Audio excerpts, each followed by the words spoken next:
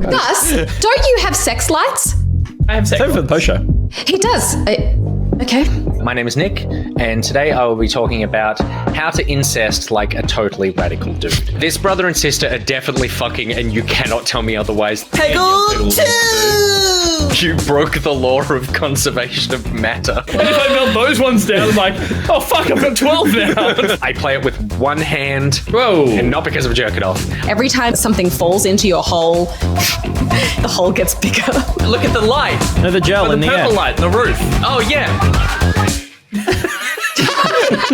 is the content we're here for.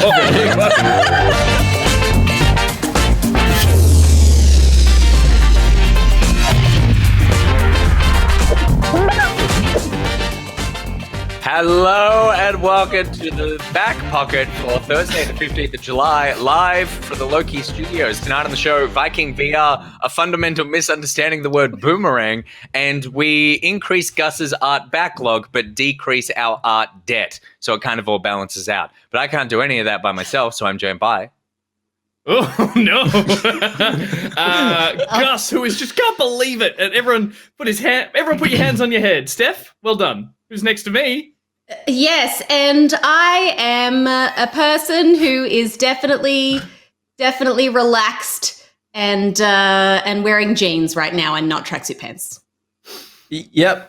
And I'm glad that I'm wearing a green screen shirt tonight, because imagine the funny comps that you could be doing on my green screen shirt right now. You could put our faces anywhere. It's so good. Hey Nick. Yeah. What are you thinking about?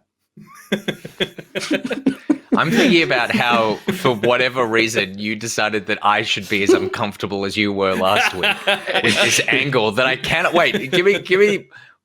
Have I been looking? No, I've been looking the right way. Yeah, you're right. That's You've been doing it right, but clearly something to read. The thing you read off is in the other angle, so your head. Yeah, 100%. The other Mine's way. really low, so I have to sit. I'm like squished in my chair at the moment to be You able and to Pete have got maintain. quite the foreheads this evening. Yeah, I've got double eyebrow. Oh, yeah. And Steph's not the only one with the massive forehead, because Will's here as well. Yeah. No. Oh, good. Hey. What a- Nothing's changed about this forehead. What a cool guy. I think ideally the shot you had originally was your eyes were above the glasses. Oh, yeah, I know. I remember the shot, Gus, but it doesn't matter. Oh, that's what's happening. Right. I was like, Yeah. God, his head is not that big in real life. Yeah. Good stuff. Pete, can you make us all comfortable again? Yeah. No, wait, sorry, one last thing. Pete Oh looks my God. really shy or embarrassed. He does, but he looks like he's embarrassed of me. Yeah, Like I he's forgot to hiding. put on deodorant today, and I've lifted up my arms, and he's like, "Oh my god!" No, I it's think it's because you're actually flexing like a muscle bound, Oh, a muscle man. bikini clad muscle man. Yeah. Look at Yeah, this guy. that's true. Mwah. That's true. Mwah. Wait, do that one more time. Mwah. Mwah. Oh. don't slap too much. Mwah. Love it. Hello, everybody. Of course, we're still in lockdown, but surprise, so are you probably, because most of the country is getting to there. So settle in for more of this. But it should be a fun show today. I'm excited about it. Should be. Pete, you're looking. Look, can I say something? You're looking very smart. Thank you. I'm feeling very- very dumb. Really? Something crazy might happen tonight. That's Something how so dumb I'm crazy. feeling. Because I'm already like, we shouldn't be entertaining these silly things, but already someone, Evil Spyboy in the chat was like, hey, Nick, we could make out now. Now. Just in general, what's the... Too far, Nick. Come back a bit. Too far, Nick. Back. Come back a bit. Back. Back. Back. Back a bit. More. Nick. Yeah. Chin forward. It's too Yeah. much. Now, Gus, a little closer. Gus, get a little Gus closer. is making what out I with like the- to do- Gus Forward, is making Gus out with the forward. goose. Forward. What I now like to Forward. do is get the hand and just run it through your hair. I don't no. think There that's you going go. to work. I You're right, gotta you're get right. that. Look, Gus, I gotta Oh, get the right. hand. Oh, there it is. This is more of the Well, now quality I content. feel left out. Oh, we'll step everyone down. Peter, come on here. Come on. And then Pete, where are you? Are you down there? Pete, yeah. Pete, open your mouth. I'm going to spit in it. No one wants to see me make out with my husband. No, that's true. Lame. What the fuck is happening? That's now what we've people expected. We're in entertainment. You got to give people what they don't expect. You got to surprise them. Steph knows. Steph's a professional. Yeah, I get Now it. we've got all I the get it. sillies out. There we go. Okay. sensible. Now. For some reason, Melly there's a Mango hype train says going that's there. just a circle jerk. Very true. What? Hype train? Melly Mangoes said that's just a circle jerk, and that's very true. Gotcha. You got I don't Gus. like the fact, Gus, you and I need to really coordinate less because we're both wearing video game t-shirts. We can't get away from it. And are the same human being. And, well, how dare you, Pete? This is the one opportunity I have to parade my endless collection of cute winter jumpers. That's true. I'm going to wear a hat the way Nick does. Do you mean you can't parade those jumpers at the studio, or you just mean Thursday nights on a back pocket show? Well, I mean, no. Thursday nights on a back pocket show is definitely it. But I would say that also my thick wool is probably a bit too much for the studio lights. And, at home, I have my house jumpers, obviously. You have your house jumpers, and then you have your going out jumpers. So I came back to house jumpers, going out jumpers. I'm like, no. I do think, and this could be boring, but first of all, thank you very much, Andrew W12 for gifting 5 subs to Back Pocket community members. Had it again. Well, I know. God bless you. They've gifted a total of 111 subs in this channel. Holy 111 shit. subs. Andrew. Oh my God. Single-handedly hero. paying for Will. Will, say thank you. Thank you, Andrew. Oh, sorry, it should be this one. Nice. Thanks, Andrew. Now, my interest, Steph, in funny. your clothes purchasing is I think it must be difficult to purchase clothes where you essentially live in 2 climates. You have mountain climate, and then you have Sydney work climate. Yeah. And so when you buy a jumper, you're not just buying a jumper for the climate in which I am buying it, which is kind of just whatever Sydney weather is. You're buying for extremes. Yeah. I have I also go through a transition period every change of season where I start to forget how different the temperatures are up here and down in Sydney. So I dress in the morning for the temperature that it is in the mountains, and then I arrive at work sweating. So there comes a period where I have to I get dressed in the morning and I'm like, I've got to remember that this is actually not what the weather is going to be like for the rest of the day, and I don't need all of this. I often get to work in wool, and Gus is there in shorts, and he's like, "Why are you wearing? Why aren't you in shorts?" I'm like, Yeah. You both need a pair of zip-off pants and jumper as well. Now that's a look. It's true. "Yeah." Yeah, so just Take your that's sleeves a and look. your lower legs with you when you go back to the mountains. I Yeah. won She Bakes Sometimes jumper that says one of my house jumpers has a butt plug on it that I need to double check I don't wear it to Zoom meetings. Oh, Interesting. That's I would like a picture of that jumper. a Yeah, bold, can you put that On in the the front of the Discord? jumper. Right. bold okay. statement, yeah. but I'm here for it. It doesn't. It's not a butt plug that doubles as a jumper. I was like, my mind was running You press. wild. Just You there. press. You press the gemstone at the end, and it pops out into a jumper. I I just thought it for was a- stitched. I just thought it was hanging off the jumper, in case you needed it. Yeah, I'm like, that's what I Okay, when I right. initially glanced at it, I thought it was at the back of my jumper there's a butt plug, and it was you pull it That's not down bad. and then you sit. That's that could, dual You know purpose. those, Again, you need you know to make those sure pants not that have before a seats Zoom. built into them? Yeah, because again, Somebody- not before a Zoom meeting, because you can be like, "Thanks for joining us, everyone." Somebody asked me because I had a photo of me sitting here and it was kind of cropped. And in the background, you can see that this shoulder, I've got some candles on candle holders. Oh, that you are mean the dildo underneath that candle there? Yeah. Somebody was like, Oh yeah, totally. is that a butt plug? And I was like, that'd be a bold interior design choice if I was just and here are my Witcher statues. There is a house plant, my sword, and my collection of butt plugs. But it actually then turns out in 2 months' time, butt plugs are coming to Game Pass, and that's why it was there.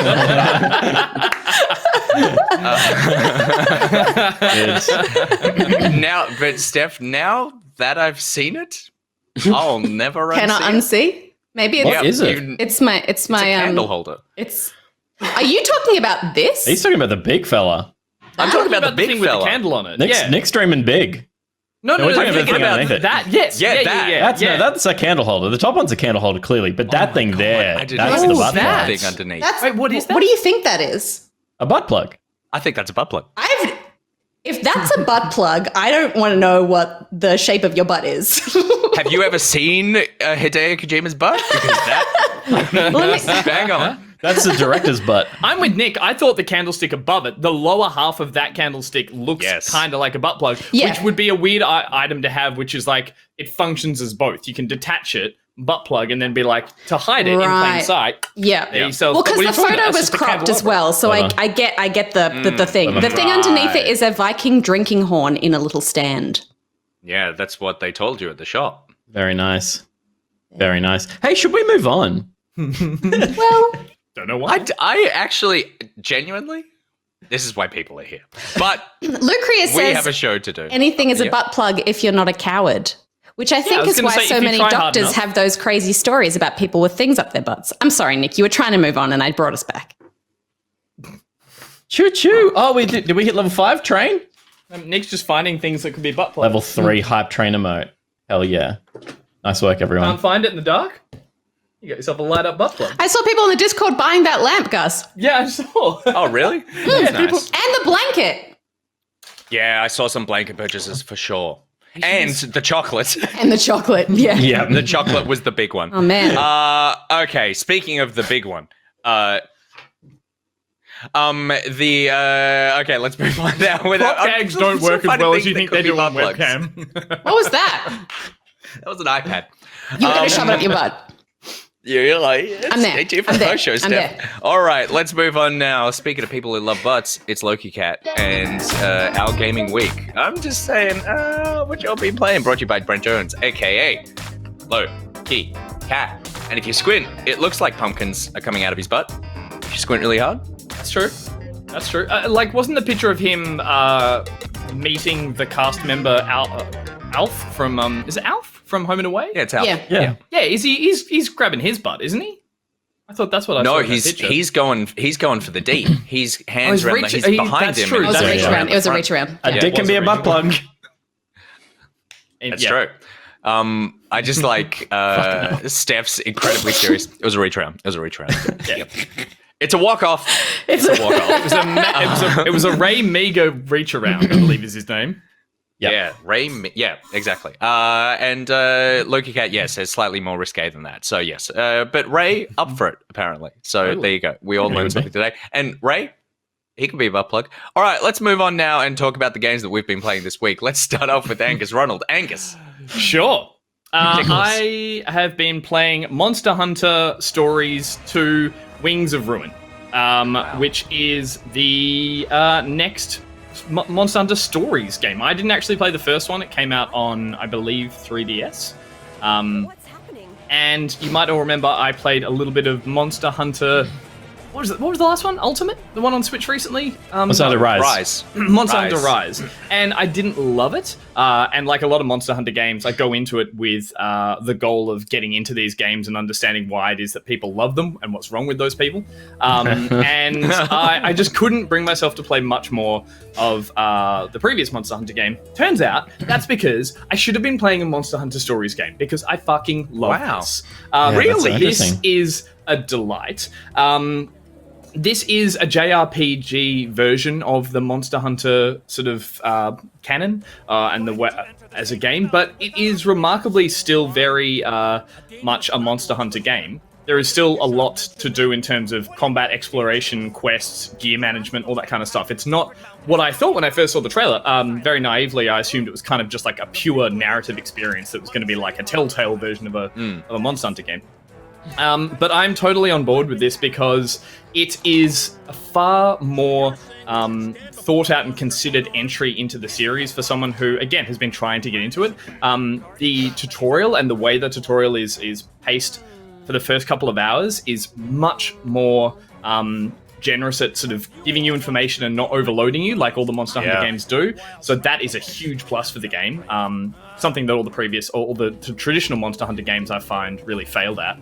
And I like the setting so much more. You're playing on an island of monster riders. So funnily, while you still do, fight other monsters and essentially kill them for parts. You have a much more kind of like symbiotic relationship with the monsters on the island. Your people do, your tribe do. You're a kind of sort of Polynesian-esque island, Hawaiian island, whatever sort of tribe in this fictional world. And I love that setting. I love that there is more narrative, that there is voiced character cutscenes. And that it's like, that they are nice little tent poles that carry you through wanting to play more, not what the previous game did, which was literally start and be like, you're in a village, you're a monster hunter, here's a couple of NPCs, go out there, do that horrible combat that I really can't stand. I'm not looking at the chat just yet because I know a lot of people, yes, there are eggs in this, that I really didn't like, because the combat in this is turn-based. Like the previous Monster Hunter Stories game, it's turn-based combat, and it has a bit of a rock, paper, scissors mechanic where you choose between speed, power, and technique, and you have a bunch of moves beyond that as well.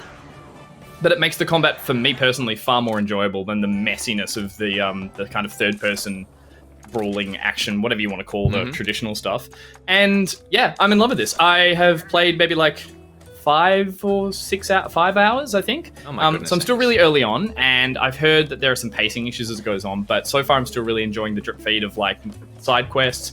Again, I find them, it's just easier to manage everything that's happening. It's all like laid out in front of you a lot slower. The menus are far easier to navigate. There's still a lot of detail, as we can see here, but it just seems to click. Buttons make sense of where they should go. Menus cycle smoother. The combat, as I said, being turn-based, gives you a chance to kind of like work out what's happening. And yeah, basically, it's the other point is that you raise monsters. You forage or you find the eggs, you take them back. There's this really addictive kind of like opening a pack of cards kind of deck building vibe to like getting an egg and seeing what monster you get. If you hatch a monster and ride it, that's a monster. It's not a monster. I made fun of that on the backup a while ago. I was like, that's a stupid thing to call them, but the friendly ones are monsties and the bad ones are monsters. And yeah, obviously you kind of roll the dice every time you get an egg, and you hope to get like a special or a certain breed. I'm sure people have their favorites. And then you level it up by rotating it around in battle, riding on it to get to quests and that kind of stuff. And it's a nice way to be living in that world rather than just running around doing those weird running animations and leaping on things all the time. So what makes the bad monsters bad? Is it do they attack you? Do they aggro on sight when you walk in? I mean, it's nature versus nurture, Steph. Like, I know, but this is the thing that I have, which I know sounds hypocritical because everyone's watched me club many baby seals, particularly over the last couple of weeks. But and also in video games. Yeah, what do you mean particularly over the last couple of weeks? Well, I've been playing a lot of Dread Hunger, which specifically but that implies you've been doing it way before. So I feel like I understand in games where you have to do it for survival, like you have to kill stuff to eat it. I accept that, but like in games like this, I understand that there's like monsters are kind of a threat to the broader balance of the world, but I never really understood the fact that you're given these tasks to go out and just like cull all of these monsters that are just like, well, creatures that are just like living their life, and some of them aren't even aggressive, like you just have to kill them. Totally. There's still like that. There's still that kind of like it doesn't quite line up in this world. But being a tribe that do try to tame and ride and look after more of them, it kind of like it smooths that out a little bit more. Yeah. Okay. There are hunters who have visited the island who are from the mainland who there's a bit of a conflict with them, and they are the ones who just want to kill monsters and they're still. They want to kill them to keep everyone safe, but you're there trying to tell them, guys, that they don't all need to be killed. It is weird, like you might literally hatch, I don't remember the breeds, I'm so sorry, but like you'll hatch like this blue raptor one, which you get in the tutorial, and you ride it around, and then you'll go and attack a bunch of them, and you're like, what's going on here? Like, mine's a funny one with a funny name, and I'm now fighting all these other versions of it. And so that doesn't really match up the way it should, but it does feel nicer, as I said, that starting in that setting, and just like the way this game paints it all, literally in like the art style and the voiced characters and stuff, you get on board with them a little bit more than the previous games, I found at least. Yeah, that's good. I am so much happier. I'm so happy you like this, because I know how hard you've been trying for years to like Monster Hunter. And this UI is so much more comprehensive. Like It's not less comprehensive, dense, I but like guess, 'cause the other ones- comprehensible. Yes. Yeah. It's just less messy. But come on, game, right? This is just a Pokemon I was gonna game. say, Gus, you would like Pokemon Yeah. Sword and Shield because all I'm seeing is like a knockoff Pokemon. Totally. I mean, I know what the combat in the Pokemon games is like, and I know it's not super like simple, but I do prefer this style where there's like Crunch time. You like crunch time. No, there's a little bit of that like dice roll to it, but it's probably a little more traditional JRPG combat, team-based fighting kind of thing, which I prefer. And yeah, I've just never really gelled with Pokemon that much, and I like how like over the top the Monster Hunter world and design is by its nature. I just, as I said, found the minutia of the previous games like just so painful. And look, maybe give it a few more hours, I might get to that point where I'm just like trading in scales and bones and swapping in. It might tire me, but for now, the fact that there is still that narrative draw through it, that there is these characters who have been like buddied up with, and like even from the beginning, right at the start, the sort of the lead event that kicks off the whole thing. It's essentially there's like an ancient dragon that the hunters think is dangerous. They go to attack it. The monster fights back, kills or injures. I think it kills like one of the hunters. And his son is like, that monster killed my dad. I want to kill this monster. And you witness them. You're like, well, no, you attacked it. And it's like already there's something going on there more than the previous games of what I saw from the previous games, just being like, the monsters are attacking the village today. Let's fight them all. And you're like, what? Whereas that already, I'm kind of like, cool. I'm getting almost like I guess you could say like a what's the isometric game where it's all square? It's like JRPG combat that I really got into. Final Fantasy Tactics. Fire Emblem. It's like the characters in it feel like Fire Emblem-y level of depth is where I'm going with that in terms of the narrative. So yeah, at least that's there to go like. You killed my father, prepare to die. So what's the next chapter or what's the next interesting thing? It's not just me convincing myself I want to go back in there because I want to find a better monster to kill and that kind of thing as well. So I might be missing a lot of the detail again. I'm not a huge fan of this series. I'm not an expert at this series, but this is the one I'm probably going to keep playing as much of as I can before it fatigues me. The art style works great for it too. I was kind of thinking that it would be like a bit of a disappointing, cartoony sort of downgrade, but it looks really cool. I think it looks heaps better than Monster Hunter Rise. Yeah, Totally. yeah. Like it's just the muddiness and the cartooning it a little bit. Yeah. Like it looks a bit, to me it looks like, oh, they've just looked at Zelda and Pokemon, and like those human characters are basically Pokemon characters. But you know, it works on the Switch, man. You got to find something totally that works, does. and it looks really sick. And yeah, as I said, the thing that I really enjoy is that I thought going into this might be, and again, without doing any research, that it was going to be more of just a story with character decisions and all that. And I'm surprised that it is still, at its core, it's a Monster Hunter game for people who aren't fans of Monster Hunter. And in that sense, I'm really enjoying it. And Do you think that the there's like an onboarding process into Monster Hunter proper from this, or is it too different? No, I think it's going to divide into camps, and people are going to be like, this is the one I like playing. Because, again, I've tried so hard with Ultimate and Rise to enjoy that, and the things this does right, I don't even see, like, any semblance of that in the previous games. They don't make sense in the other one, whereas, like, already here, just using them as mounts, the way the world is explored on them makes more sense than the previous game had, like the Palico and the Catico or whatever it was. It was like you ride around on a dog and it was like, this is just messy. Whereas here, it's like, I'm going to choose to swap out to this mount, ride around, hop on these jump pads to move around these fairly vast and I would say almost empty areas. But I don't totally hate that because I found that the previous Monster Hunter games were too dense and they were just those arenas. Remember the last one you were running around, there was like fireflies and bugs and herbs and rocks and things. It was just like, it was a lot. Christ. Yeah. It was just leave it. And essentially it was always still just like 4 little branching paths that went to a little area to an area to an area. And I don't mean to shit on that game any more than I already have, but I think this one just has And the people that play it and enjoy it. Yeah, what's wrong with you? Specifically called out at the beginning of this conversation. But I think putting a bit of space around these areas is just far more enjoyable. And here we see the mechanic of, you go and steal an egg, which again is a bad thing to do. It's like take the egg from the mother, go and hatch it yourself and be like, it's mine now, it's a monster. But depending on the pattern and the way the egg smells, thanks to the cat partner you've got, I forget its name, but depends on the rarity and the breed and all that kind of stuff as well. So I can see I've heard people getting incredibly hooked on the loop of trying to find Smell them, eggs. So they really smell eggs. Egg. Yeah, yeah. But yeah, this is great, and it's fun to have something really deep on the Switch again. That's going to probably sink a lot of. I can sink a lot of. How long is it? It's like 40 hours, right? I think so. Yeah, I think I've seen between 20 and 40. Like that's probably just how many side quests and things there are in it. But yeah, I've heard, as I said, some pacing issues. People say it starts to drag after you get through those first 6 hours of discovering everything. It probably does come down to a bit of busy work, but yeah, for me, as long as the story beats are there, even if if it's not a great story, like it's traditional JRPG story, misunderstandings and people, constantly just having reasons to have quarrels. But I'll try and finish it. That's me. You're a Monster Hunter really fan cool. now, so you can't. I'm a Monster Hunter Stories fan, and if I shit talk meet them. a Monster Hunter fan in the streets, I'll kill I'll 'em. fully get my crew together, and we'll just be like, no, man. Yeah. I'm all You'll for the be like- Monsties now. Yeah, my Munstie will get you. All right, good. I'm happy for you. Peter, am I happy for you? What have you been playing this week?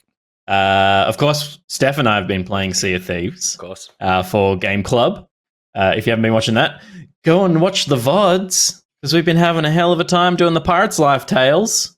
So that's been good fun. And that's consumed most of my time, but I have managed to play a couple of little things. And I did check out, which I believe is out today or tomorrow on Game Pass, on not Game Pass, Space Jam: A New Legacy. Mm-hmm. Which has been out for a week on Game Pass. Yeah. But is Yeah. dropping tomorrow, yeah. And it's it's actually not the worst experience I've had in a video game. It is it very perfectly captures that classic arcadey kind of game without being stupidly punishing. It's difficult. You take hits. I did 3 or 4 continues in a playthrough of 40 minutes or whatever to finish the game. It's a small thing, it's a promotional thing to promote this film that is getting fucking shredded online. Oh, is it? I haven't seen yet. Yeah, right. Any press who have seen it are God. saying it's just atrocious. Oh, wow. It's just a 90-minute ad for Warner Brothers properties. Yeah. But this game looks and feels really fun. It's not deep. It really is just it's fun because you're like, oh, this is like all these other things that I've played like it. There's Getting nothing very in heavy. it What is it? Turtles in Streets Time of Rage, vibes. Turtles in Time. Yeah. Streets of Rage, yeah. There's nothing in it that's particularly a new idea. There's little bonus rounds where you punch doors to escape spikes, and there's little power-up cards. You hold a basketball is the thing in this game that makes it a little bit unique in that you can charge up a chest pass and just knock guys out if you throw it hard enough. And there's some combatants that catch the basketball and throw it back at you if you don't charge it up enough. That's kind of cool. LeBron feels really cool to play. He's like Balrog. He's got a really good little hook and jab, and he's just he feels like a boss. And then there's Bugs and Lola Bunny. Yeah. Are the other options you can play as well. I'm so impressed with how much they've managed to make pixel art look so much like their real life counterparts. Like LeBron James. Yeah, totally. Yeah, he looks like LeBron James. Yeah, I guess they have more pixels at their disposal now, obviously, but still, it's a limited And colors as well. Yeah. Yeah, they've done really well. I remember last year a story about this game where they were basically running a competition where people could enter with game ideas, and they were going to pick 2 people's game ideas, and that was going to make it into the. I don't know what those ideas were, but I We can talked tell about you. this- we talked about this in the news because we said it it got announced that it's going to be a fighter, and we all I think shat on it in the news, being like, "Cool, you could have made an NBA Jam game with the Warner Brothers characters, but instead you made a fighter." wait, so fighter was one of the ideas? With the 1-1. Was a That was the. brawler. Oh, I thought it was I thought they were we're making a fighter and we want the name of it, but some random person literally was make it a fighter. The Wow, contest okay. apparently was what type of game should it be? Right. Okay. Yeah. Cool. All right. Well, there you go. It's up to 3-player co-op. You kind of just bash your way through stuff. There's nothing too clever about it. There's some interesting enemies. There are some enemies that just have more health. And the boss, I like the big boss guy. I mean, there's little boss battles at the end of every section, like this one here, where you fight kind of like a Medusa with a tail. I won't show anything past this. This is like in the first half of the game, and it's only a 40-minute game. If you want to play through it, it's like, it was a fun little burner. Yeah, cool. And was nowhere near as like, I thought it was going to feel bad as well as just being like a bad PR idea. Yeah, but it actually feels good. It feels exactly how you'd expect it to. It's unfortunate there's nothing particularly interesting beyond it being like a nice replica of this kind of game. But it totally nails that brief. The thing that really that irks me the most, I would say, is that I played a little bit of this a week or so ago because it was on Game Pass.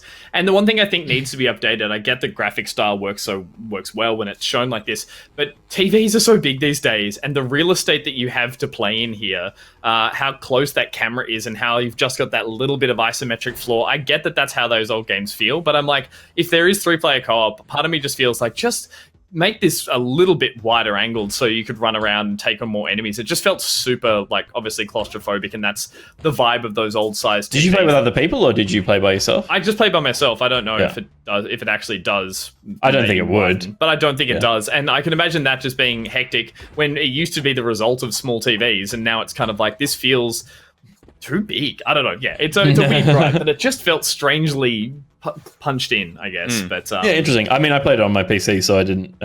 I played it on a console, but that was attached to my computer, so I didn't have it on like a 65-inch television. So it doesn't look great on a 75-inch television, though, Peter. But pixel art typically like blows up pretty well. Did it scales still up look well, good? but it just, as I said, it's just there, like, it's just too chaotic. Like, you just want to see your character and have a bit of reference to, like, enemies walk in on the side of the screen and hit you, like, within seconds. Again, that's probably you just want more probably part of the. I think it's part of the design. It's like it's classic game design. It's like punishing and unfair, but the way that this is not as punishing is that it just lets you keep going from where you were when you die, basically. Yeah, right. You just you roll a new character. You ran out of lives, and it's like, all right, go back 3 screens and keep playing in this from this mission. This is the perfect game to have passcodes at the end of each level that you have to write down on a piece of paper and be like... It would be if it was a 3-hour game, but it's a 40-minute game. There's not much to it, So anyway, if you're interested in checking it out, it's actually not that bad and probably worth 40 minutes of your time if you've already paid for it with Game Pass. Yeah. And the other thing that I've checked out, and so has Nick, is Boomerang X, which is why Nick says someone doesn't understand what a boomerang is at the start of this episode. This is clearly a glaive. This Not is a boomerang. It is a glaive that comes back to you through magic. So this is a Devolver Digital published game and has all the trappings that you would expect in a Devolver game. It's got attitude. It's cool. It's got some interesting ideas that land pretty well. And it's not much bigger than the one idea behind it, which is this boomerang that isn't a boomerang. But it is very fun. It's a very fast-paced, frenetic kind of shooter, kind of action shooter puzzle thing. It's like combat arenas. And as you play through, you very quickly get drip-fed more and more ways to use this boomerang. And here is some combat. The idea is that you throw this thing at your enemies and it returns to you once it hits something. It's clearly not shaped like a boomerang, but we'll give it the benefit of the doubt. I understand, though, why they've called it that, to give it a kind of, to explain the main mechanic of the game. Yeah. I guess something boomerangs as a verb, even if it isn't a boomerang itself. Glaive X doesn't sound Glaive X. Yeah. The thing about it, though, is that it's almost the opposite of a boomerang. It does come back to you, but most of the game, you're trying to go to it. Yes. So the way that you move around these combat arenas... You are the boomerang. You throw the glaive, and then you hit attack again, and you fly towards it. And it propels you pretty quickly. Are you sure your character's name is not Boomerang, and the glaive is and X? he's holding the X. Oh, yeah, that could totally be it. That's, Stephanie, you're brilliant. It should then technically it should be Boomerang's X. So God, just let him make a game. That's true. So here we're like a little bit deeper into the combat. You basically never touch the ground. Yeah. You just fly around. You fly around the arena. You get, again, quickly a slow time. So you will throw your boomerang. You'll jump to it. You'll slow time. You'll, like, check out where you're going to go next. You'll throw your boomerang and go. A lot of enemies you need to traverse kind of around them, get behind their backs. There's some interesting enemies that are like you have to hit them in the eye because otherwise they're always looking at you, and then you can jump behind them and take them out. And then there's big like creatures that come into the arena as well, which are just chaos. It's like you focus on the ads first, you focus on the big guy. In this one, I believe there's a frog vomiting green stuff at me. And the thing that's cool about it as well is that each level you need to you basically need to eliminate X amount of enemies that have that yellow circle on them. But there's more enemies in the arena than there are yellow circles. So there's lots of like trash mobs that's like, I need to kind of deal with this, but by dealing with this, I'm not actually progressing in the level. So there's a risk reward of like, how much do you try to clear out everyone so that it's safer, but you're in there for longer? Or do you just try to go for the ones that, because as soon as you hit like 5 or 7 or 12 or however many yellow dots you need to get, they all just disappear and then you're done with the level. Yeah, right. So that risk of just like, I can get one more, even though it's super dangerous. Even though it's really dangerous, yeah.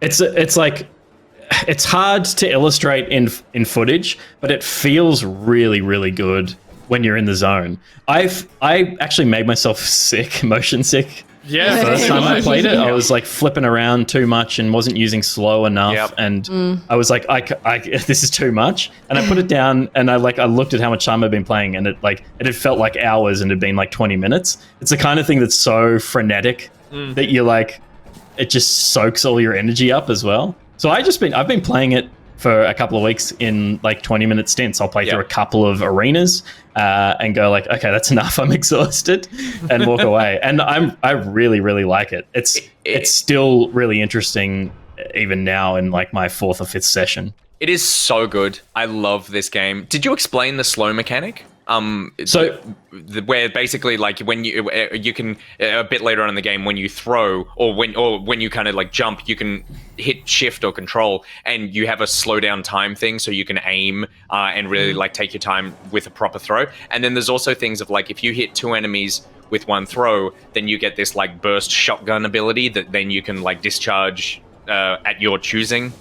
So it really is like a combo game where you're not putting together score combos, you're putting together like movement combos kind of to be able to best reverse. And it absolutely nails that frenetic feeling of I am kind of in control as to what's going on. There's been so many times where I'm in an arena and it's like throw and then jump and then it's kind of just like does it feel chaotic enough that you feel like you're just willing to take more risks because you might, if you don't stop moving, you might fall and mess up? Yeah, and it's totally. It's like if you stop moving, stopping movement is the worst thing you can do. Yeah. And you get very used to just going like, all right, well, I'm just going to fly. You can just not touch the ground. Yeah. This is still learning. This is kind of the one where you learn that. It's like, just never touch the ground. Just stay up, keep moving. Keep throwing your boomerang. There's no cooldown, is there? It's like it lands back. No, it's like there is. It's like a half. It's like a third of a second before you can throw it again or something. Yeah, so it comes back really quickly and you can call it back. And the slowdown lasts for like 4 seconds, and it resets as soon as you throw another boomerang. So you can just go slow throw, slow throw, slow throw, and that's how you stay up in the air because you're always leaping forward to your boomerang. And you have that feeling. It is fidget spin, and you have that feeling of like throwing and like throw, teleport, and then my second throw and teleport. And by the time I'm at third throw, I'm kind of like don't really know what I'm doing, and I'm just alternating clicking right now kind of instinctively. And sometimes I'd be like, how did I end up here? But then you hit slow and you reorient and then you go and it's like it has Take a breath. It has this great feeling of going, I'm really out of control right now, but I'm right on the edge of getting control back, and so I'm just gonna like chase that feeling. I'm such a fan. The art style's really cool. It has that, like, it knows it's a video game, so it's just like really fun, and there's not a lot floating of things. Orbs and and there's nothing that like except for the enemies, there's nothing that hampers your enjoyment. Like, I love games where they go, we've given you a set of mechanics that don't cool down because it's not about like punished for not being able to. It's just about like you need all of these to survive. and you need them as much as you possibly can. And so at that point, then it just becomes about flow as opposed to like a lot of tactical decision. And so, yeah, I'm a huge fan. The only thing for me it's missing, which is weird that it doesn't have it, is some sort of like score chase mode. Like, because they're basically like wave modes, whether it's timed or like, it seems, because it's a pretty short game. It's like 95 minutes long or something. Like, it's not like, which is a very specific time, but it's not particularly long. And it feels like the replayability would be, I think you can start the game again with everything that you already had by working your way through. But the replayability seems to me like, hey, Gus, look at the score I got on this level, or how quickly I cleared it out or something, and style points, something like that. Can you beat it? And it doesn't seem to have that, which just seems like strange for a game that's built around that sort of idea. Particularly because like the idea of going back into this first mission with all the skills that we have now is like, well, that's boring. Oh, so this is way too easy. Yeah, totally. Like, there's no challenge here at all. So yeah, a score chase in like, you know, some of the later boss arenas would actually be quite interesting. This I couldn't work out how I was meant to pull the thing back to me. So you're constantly like, you really get into a rhythm and it feels great.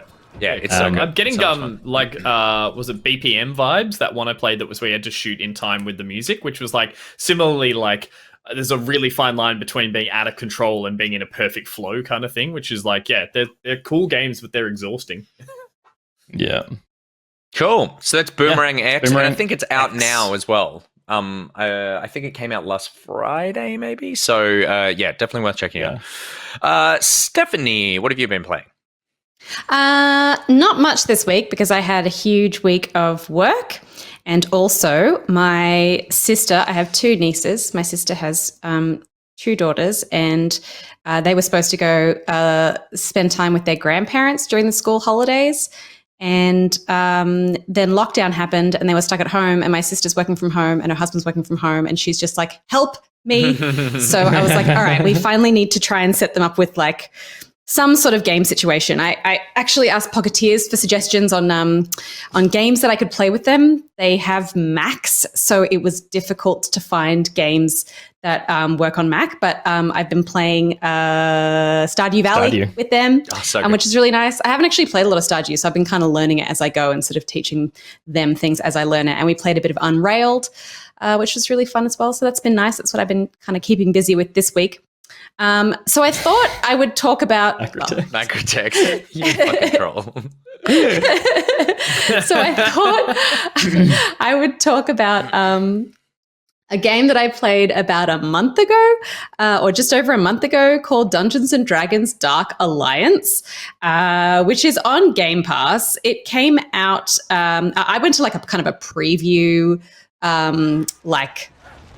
play session of it, with over Discord with the devs from Wizards of the Coast. So Wizards of the Coast obviously do a lot of tabletop RPGs and stuff like that. They're kind of working on some digital games as well. And they wanted to release this as a kind of 4-person co-op Dungeons and Dragons brawler.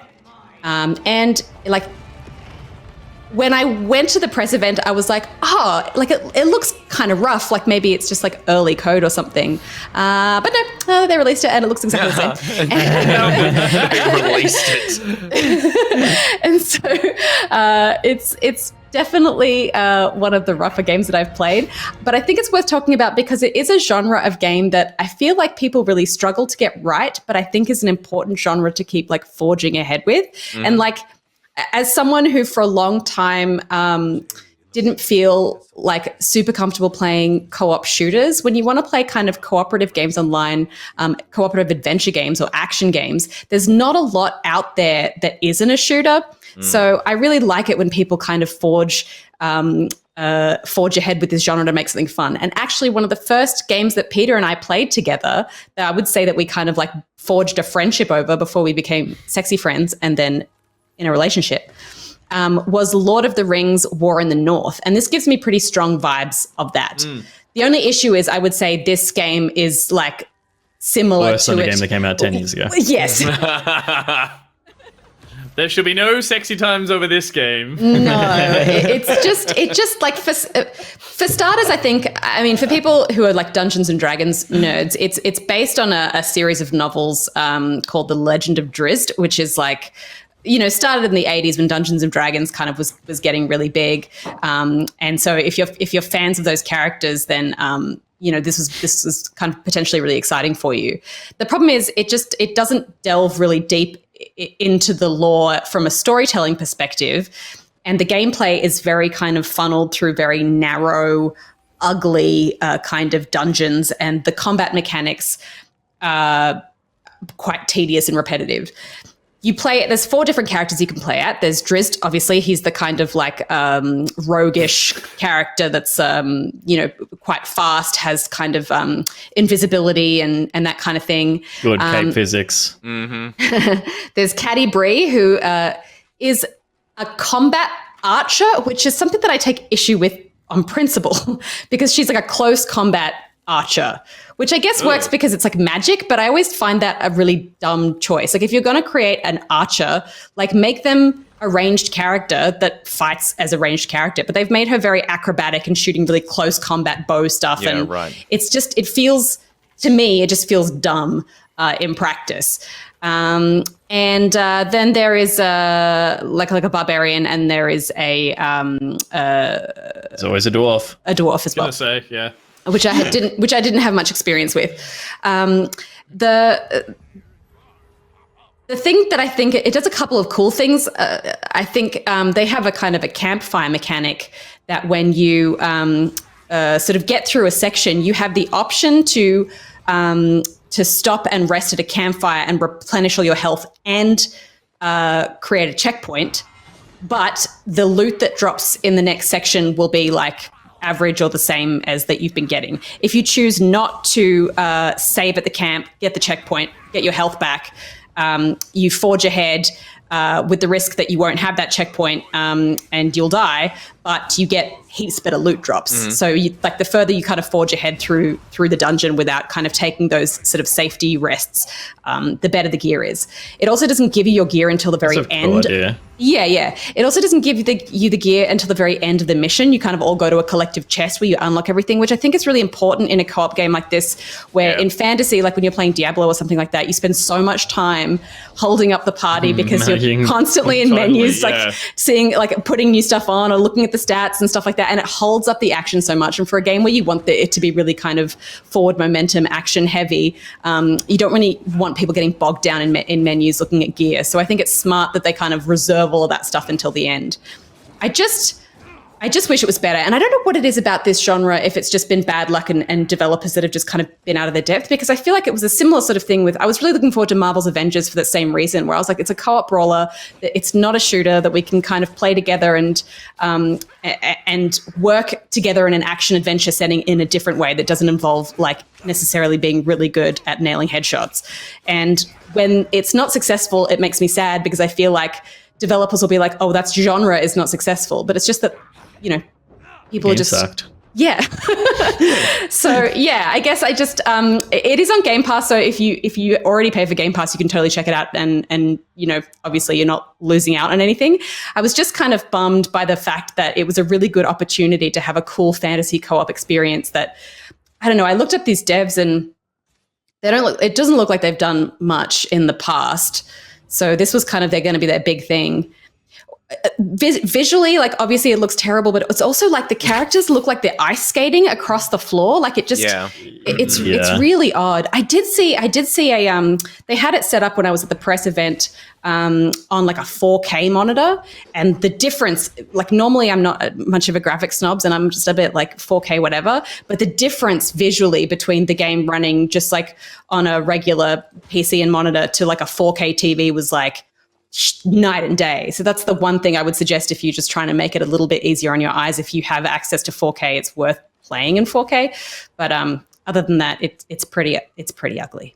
Is it linear like it's a linear game in terms of the dungeons and everything are laid out that you progress through that, or is it's not procedural dungeons? I take it.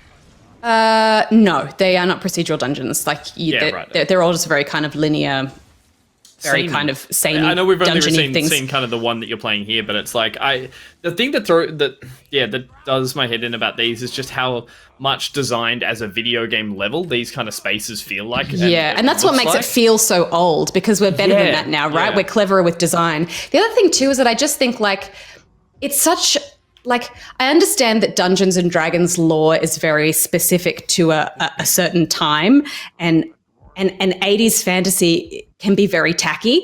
This reads like 80s fantasy to me. And when I look at it, all the cutscenes and the storytelling and stuff just seems so cringe. Like you can do fantasy now in a way that is so cool and feels really sophisticated. And this just seems like, I don't know.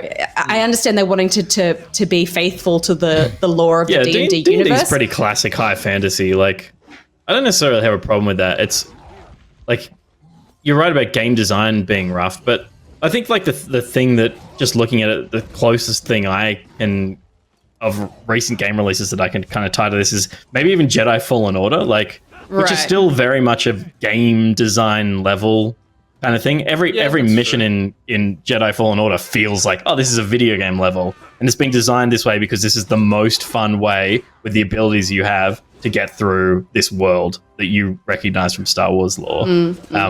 So it's like, I don't have a problem with that if it's done right. It just looks like there's just like too many things going wrong here for this to not work. I was like if two things worked, it might feel good to play in some ways, but it looks like nothing really gels well together. Yeah, I mean, before Nick as well, like it's almost an insult that I asked if this is this procedurally generated, because that's kind of what it looks like it could be. Like it doesn't look that designed just from the footage we're seeing here. It looks just like pieces that could be sort of snapped together. I felt bad for the devs with this one because it got like just slammed when it came out. Oh, really? And massively abysmally. I saw one amazing review on like PC Gamer, but the rest of it was all just, I think IGN gave it a 4 out of 10. Yeah, like everyone said it's broken. Like the big things that were pointing out was like the AI is completely broken. The level design is really boring. The combat feels awful. The character design is shit. Like all that stuff. I have to read you this one quote because it's so intense. Travis Northrop from IGN's review, he said, "In all my years, I've seldom seen anyone roll a critical failure quite like Dungeons & Dragons Dark Alliance, which manages to take all that potential and turn it into a joyless labor that is mind-numbingly repetitive, deeply lacking in storytelling, and absolutely overflowing with bugs."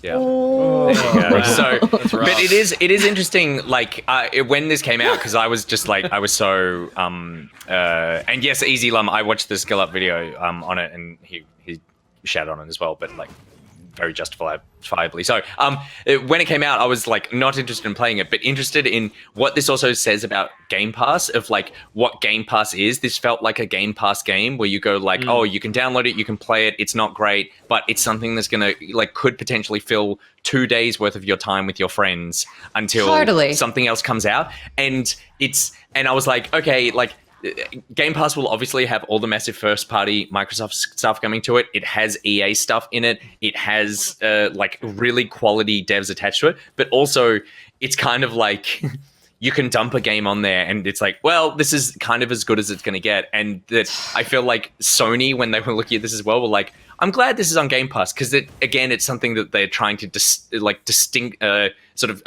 distance themselves from. Well, like distinguish themselves.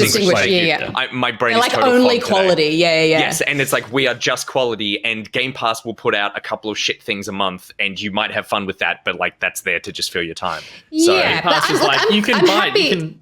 Sorry, Game Pass is like you can get it, you can install it, you can uninstall it. It's like that's part of what you're saying. A Game Pass game. Yeah, but it's so true. It's like a shitty game by yourself just totally sucks, especially when you've dropped money on it. But like a shitty game with friends can actually be like a fun way to spend an afternoon if you're willing to kind of make your own fun in it. And because it is a 4-player co-op game in a genre that there isn't a lot else out there, I think it's still kind of worth playing if you have Game Pass just for the lols. Like I don't know, there's Outrider shitty, and then there's this shitty, and like Outriders is like 4-player co-op brawling is like can be hilarious and can just be like a fun weekend of a Saturday night where you're like, I don't know what to play. We've played everything. It's like, let's just play this, and it's different, and it doesn't feel like it's hanging over your head of like, I need to enjoy this or I need to continue this. There's you have nothing to lose but potentially your time, I guess. Yeah, and I mean, the only reason anyone's talking about this game is because it has the words D&D in it. Like if it didn't, it would just be like people don't feel let down by something that they have no expectation of. So the sad point you make, Steph, as well, just quickly, when you were saying like fantasy, I know it's a D&D trope, but fantasy is done better, you know, and the way it's told and shown in games. The one thing it kind of reminded me looking at it of going, I never finished those Lord of the Ring, was it War of the North, and what was the other one where you ran around that kind of something of Mordor and Shadow of Mordor. Oh, Shadow of Mordor, yeah. That series does a fantasy space so much better that feels like lived in, and there's camps and there's characters, and it's like that for me is what fantasy is now. It needs to be living and breathing. It can't be linear like hallways in a cave where goblins just stand there waiting for you kind of thing. And it's just like, unless you are rolling a die and playing traditionally role playing, which is a fun way to enjoy that. And Lucreus calls out Divinity Original Sin 2 and Baldur's Gate, which I mean, I love those, especially Baldur's Gate being actually D&D. Those are great games, but it's still turn-based combat in an isometric thing. That's not the same as a kind of, like an in-it action brawler. And I think that I would still love to see more games done well in this genre, and I just get so sad every time another one fails. Yeah. Well, it's a shame that this one didn't work out, but at least the nieces have had a fun week with good games. Yeah. And rounding out the gaming week. So I've played, I've got 2 games to talk about, and they're both great. So that's good. The first one is Ender Lilies. So we talked about this a couple of weeks ago on the back podcast as like what's coming out in the game plan. And then I didn't really think any more about it. Oh. Nick, your camera froze. My camera froze. Am I back? It's back. Robot, it's back. It's back. Yeah, weird. It's back. So this came out a couple of weeks ago. We talked about it in the game plan, and then I didn't really think any more about it. And then I heard a couple of people talk about it in the podcast, and I was like, oh, maybe I should check that out. And then I watched Indie Mouse's video on it, and I can't remember if it was the title of the video, but it was certainly the controlling idea of the video, which is, while we're all waiting for Hollow Knight Silksong, go play Ender Lilies. And I was like, okay, that's enough. It literally like 4 minutes into his 40-minute video, I turn and I download the game. And it's fantastic. So it is very, very heavily inspired by Hollow Knight. It has so much Hollow Knight about it that it is doing that thing of like filling the Hollow Knight void. The idea is that you are this little girl who wakes up, there's like a blight, there's a witch, you need to get somewhere, you don't remember who you are. I'm not really here for the story. But she meets a spirit that's standing there, and it's a dude in a suit of armor, and he's got a cool sword, as they are. He's got a cool sword, and then he's like, okay, I'm going to come with you. And basically, those 3 things floating around behind her, those little red things, are spirits that you collect. So as you fight like little mini bosses around the area, then you, when you defeat them, you take their spirit, and it becomes basically like a weapon or a skill action, I guess. So you've got your default action all the time, which is the sword swing, which is what your first knight is. So the girl never attacks. You hit X and the spirit comes out of her and attacks and then goes back. And then as you collect more spirits, you basically build a loadout of all the different like attacks that you have. So we'll see here, this is the first 7 spirits. Fungal sorcerer. I haven't really seen something like this in a game, and I really love it. And the way that it sort of coalesces is you have 3, so you've got like, I'm playing with a controller, so you've got like X, Y, B as all being like skills that you can use, and then you can hit RB and you can load up another 3 on the same buttons. So in theory, you have 6 different attacks that you can use in a fight, and they're all totally varied. So Fungal Sorcerer, for example, you'll hit whatever button you map it to, and you've been fighting these enemies this whole time that are like putting out this really fucking annoying green mist that hits you really hard, is really damaging and difficult to get out of. And then you go through the level with all the fungal sorcerers, and at the end of that, you find a named one, like a named enemy. You beat the named enemy, and then you get the fungal sorcerer thing. So now you can throw out the grey mist. But you can throw out the grey mist, but because it's attached to the spirit and not the girl, you can throw it out and then run somewhere else, and the spirit will stay there, pumping out the green mist where you stood. And then you're vulnerable. No, you're not vulnerable, but it stays there. So the spirit stays there pumping out green mist and you run away. And then you have a hammer, you have like a spinny hammer spirit, which is the first one you get after the sword. Oh, so you get so they're all different spirits. It's not one spirit that can do different things. Yeah, all different. Got it. And then you can jump up in the air if there's something attacking you above, hit like B, and your spinny hammer spirit will go out. Then the girl will fall down and you run off and start attacking something else. And spinny hammer guy will stay up there attacking because the spirit is just attacking wherever you hit the button, but you're not then tied to that attack. So it's a management Physically. kind of combat game. Yeah. Dropping sentries everywhere. Exactly. And so, and then you basically start building, like, I guess combos is the word, but they don't really stack like that. Like there are better versions of what it is, but you don't get like combo points or something for it. And it's just really cool to experiment with the different ways of attacking like that. Then nice. But then it's classic Hollow Knight or Metroidvania style where you're going through. There's a bunch of areas where you're like, definitely can't go through here now, but in 4 hours I'm going to come back here and I'm going to be able to swim, and all this swimming stuff I'll be able to use. It's also one of those games that, like, in motion feels much better than how it looks to me. When I first saw it, there was something about the size of the girl and the sort of like there's like the fantasy of the world that she's in, and then she almost looks like they just plucked her out of an anime comic and put her on top of this world. Like she seems bigger than she should be compared to everything else, all that stuff. Compared to the fully grown spirit of a man that's leaping out of her. Exactly, yeah. She's like 70% of its size instead of half its size. Totally, yeah. And there's just something like, whenever I looked at screenshots, it always sort of turned me off as to, it felt like it would play really weird, but it actually plays really, really smoothly. And I really love the sort of, the fact that she is this little creature, like, even though it's so anime in that regard, where she's constantly just like whimpering, but I like this idea that she is directing everything, but she's not really out there suddenly like wielding this enormous sword. She remains pure and and well, untouched. I mean, she in some ways she is the megalomaniac mastermind behind all the murder, but it's not like this little girl who is clearly like 6 years old is suddenly given a sword and can just defeat everything. Is she? I thought she was swinging the sword, like kind of mimicking the action, but she's actually just cowering every time he swings. Yeah. Oh, okay. That's She's putting her hands over her face. She's like, and I'm like, oh. I don't want to say this.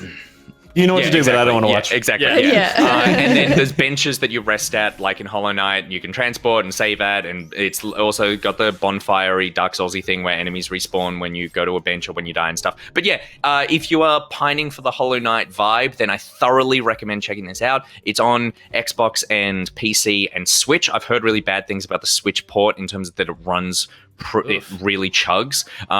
So I would, if you can avoid that, then I would. But it's really great, and I like that about 2.5 hours into that it's not a roll, that she literally just like dives onto her stomach. It's and so just, like, funny. goes, ah! You know, like there should be a rule. There should be a thing in video games, because like it started and it's like, there's the ethereal music and the story and like the world and the blight and the witch and blah blah blah. To the first checkpoint and you just jump wake the whole up, way and you're barely and I woke up from the thing, and then I was like, okay, I'm gonna test all the buttons, and then she's just like belly flopping, and I just like belly flopped up the hill the whole time while the voiceover was going like, I'm alone in this mythical land. Even though it's got a noise too, just ruins the mood. But really solid, and recommend it for sure. The second game. Now, Angus, have you ever heard of a console called the Oculus Quest? I didn't know you had one. Nikki jumped back into VR this week. So I heard a recommendation on a podcast, I think it was DLC, about a game called Ragnarok. And let me tell you, this is the most fun I have had in VR in so long. It is a rhythm-based game where you play as the drummer who is guiding a Viking ship to Valhalla or Midgard or one of several maps. And it's basically heavy metal, like Viking/Irish music. And you are beating the drums, and then as you power up your I mean, hammers, I suppose. Hammers, You've got these two shields on either side of you, and then you slam the shields down, and then all of your Vikings go, whoa, and they get all super powered and like grow faster. And so the idea behind it, it's not a score thing, even though it is a score thing. It's like how far your boat gets over the course of this. So it's a distance thing, but it is so fucking fun. I like this more than Beat Saber because it feels like real drumming. It really does feel like you're standing there hammering these drums. It does a fantastic job of like, I think even though I really love Beat Saber, you're kind of like doing abstract movement to cut the things on, I guess, on the beat, but like, but on whatever, I guess on whatever beat it's having. Whereas this is, you're playing more like the aerobic than... Yes. Whereas this is like you are the rhythm section, like you are the drummer actually drumming. And so it really feels as though you're drumming out the song. You get exhausted doing it. You can see there's 3 different like speeds that you can do it at. And the second one like kicks your ass straight away. I cannot imagine what the third speed is like for these songs. But these songs... Oh my God, the songs are so good. They are so like over the top, insane metal songs. But because you're on a boat, there's also like it's also like loosely pirate themed. There's a really heavy Irish feel to it as well. There are some songs. So my favorite song name was Valhallelujah, and it is a sort of gospel church style heavy metal song about Valhalla, but it also feels like Christmassy, and all of those things should not work, but it totally does. There's another song. It's a pirate. I can't remember the name of it. It was it's like a pirate phrase, but it's all about how Oh no! There's there's another one where it's all about an alligator. There's an alligator in the river that's trying to eat you, and the song is all about how this alligator is going to fuck you up, and no one can save you, not even Russell Crowe. And that's what the song lyrics are about. What? And then I was about to go, when would a Viking have ever encountered an alligator? And then you said Russell Crowe, and I was like, now that I can see. Okay. And so, but then when you're there and like you've got it pumping, and you're like, and it has a really good level of like it sounds like you've hit the drum beat. There's a sound for contacting the drum. Anyway, it's all the great rhythm stuff, but it is so much fucking fun. And then I was playing it today. I'm standing here in the office. I'm like, and I'm completely into it. And then I just hear cackling, and I turn and I lift up my thing, and my partner's just like standing in the door. She's like, "What the fuck are you doing?" I'm just jerking off 2 guys in VR. I thought you were going to say you accidentally hit one of your children. I was like, you want to be careful there that you don't just come and go wallop. But you need a VR warning on your door. Yeah, it was in early access, and it came out on Steam yesterday or today. And it's coming to the Quest soon. But I played it via the Quest link, Steam link, whatever cable. What's the cable?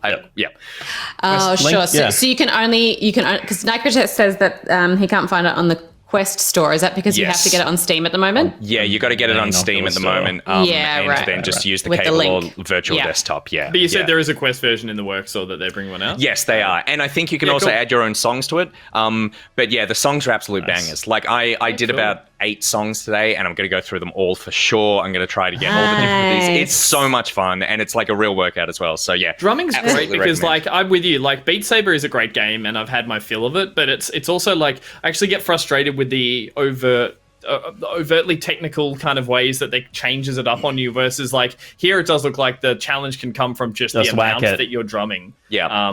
And how much you have to smash through. I really loved Taiko no Tatsujin, which was the taiko drum game, which is the Japanese one where it's like the 2 sticks and you hit the sides as well, because it's same kind of vibe, just drumming in time with, or like really faster songs is super satisfying, and being in that like not playing the notes of Guitar Hero but playing those like off beats and getting the rhythm section here, but just adding the Viking vibe to it is genius. Like that is so cool. Genius. It's so smart. And the whole did you time say there is a competitive thing? It's like it can be a game you race against other people, or was that I saw that in the trailer at the start? I don't think there's a score, like you get a score at the end and there's leaderboards. Okay, right. don't think it's like a race where two of you could be doing it, but that would be cool as well. Because the only reason why I was thinking So that could be an fast. option is I think we see here solo. You're picking songs solo, so maybe there is a multiplayer component. Totally right. Yeah, And I did see at the front of this trailer, it had like you versus Which could be everyone, but again, maybe cooperative, that's a or it score could check. be I imagine there's score chasing in how far you went. There's a leaderboard and how far you went. Yeah. But maybe this is rather than like competitive, it's cooperative in the bastion. Yeah, that's a really good sure. point. Both ideas would be cool. The whole time I was playing it, I was just thinking, Gus is going to love this so This is much. great. So yeah, I was tempted to thoroughly- pick up. There was a Quest game out this week that I was tempted to play, which I saw some reviews. The Sniper Elite VR game, and it's Yeah. like the complete other path, which is like playing a game that's like trying to do everything mechanically a normal video game can do, and it kind of falls or flails around with all of that. And then this is just like, no, imagine just playing drums on a Viking Totally. ship. And You're it like, looks, yeah, and when in it works, VR, it and works. it's like one of those games that like when you do video capture of VR games, sometimes they don't look as good. In game, it looks awesome. It feels great. Yeah, and nice. also, I saw Darius 259AU in the chat said devs have put the music up on Spotify. I just checked, and if you need any more convincing, go listen to like any song from that soundtrack, and then imagine standing at the helm or bow of a boat and just like, and then you hit cymbals and Vikings go, whoa! It fucking rocks. Cool. All right, so they are all the games that we've been playing, but we got more Back Pocket coming to you after this short break.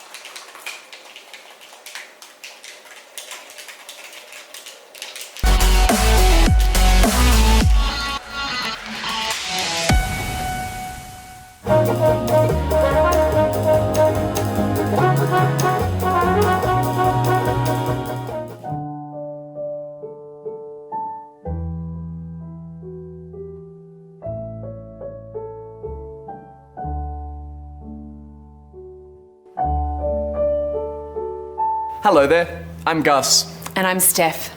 and today we're playing a very special game from MaxJazzGames. There's a sort of cat thing. He's holding a donut, I think. Do you know what it is? That's right, it's Kung Pooby. Do you play Kung Pooby? Maybe you play Kung Pooby with your parents. And if you do you sing the Kung Pooby song? Would you like to sing the Kung Pooby song with us? Come on.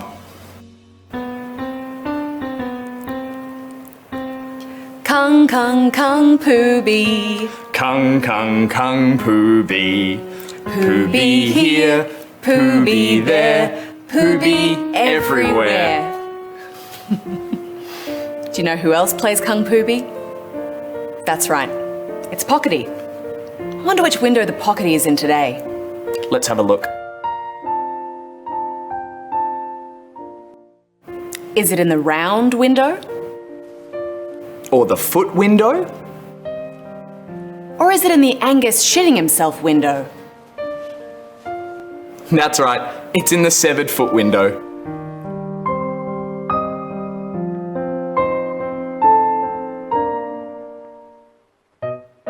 We've had a lot of fun today playing MaxJazzGames, haven't we, Gus? We sure have, Steph. Well, it's time to go now. Goodbye, everyone. Goodbye.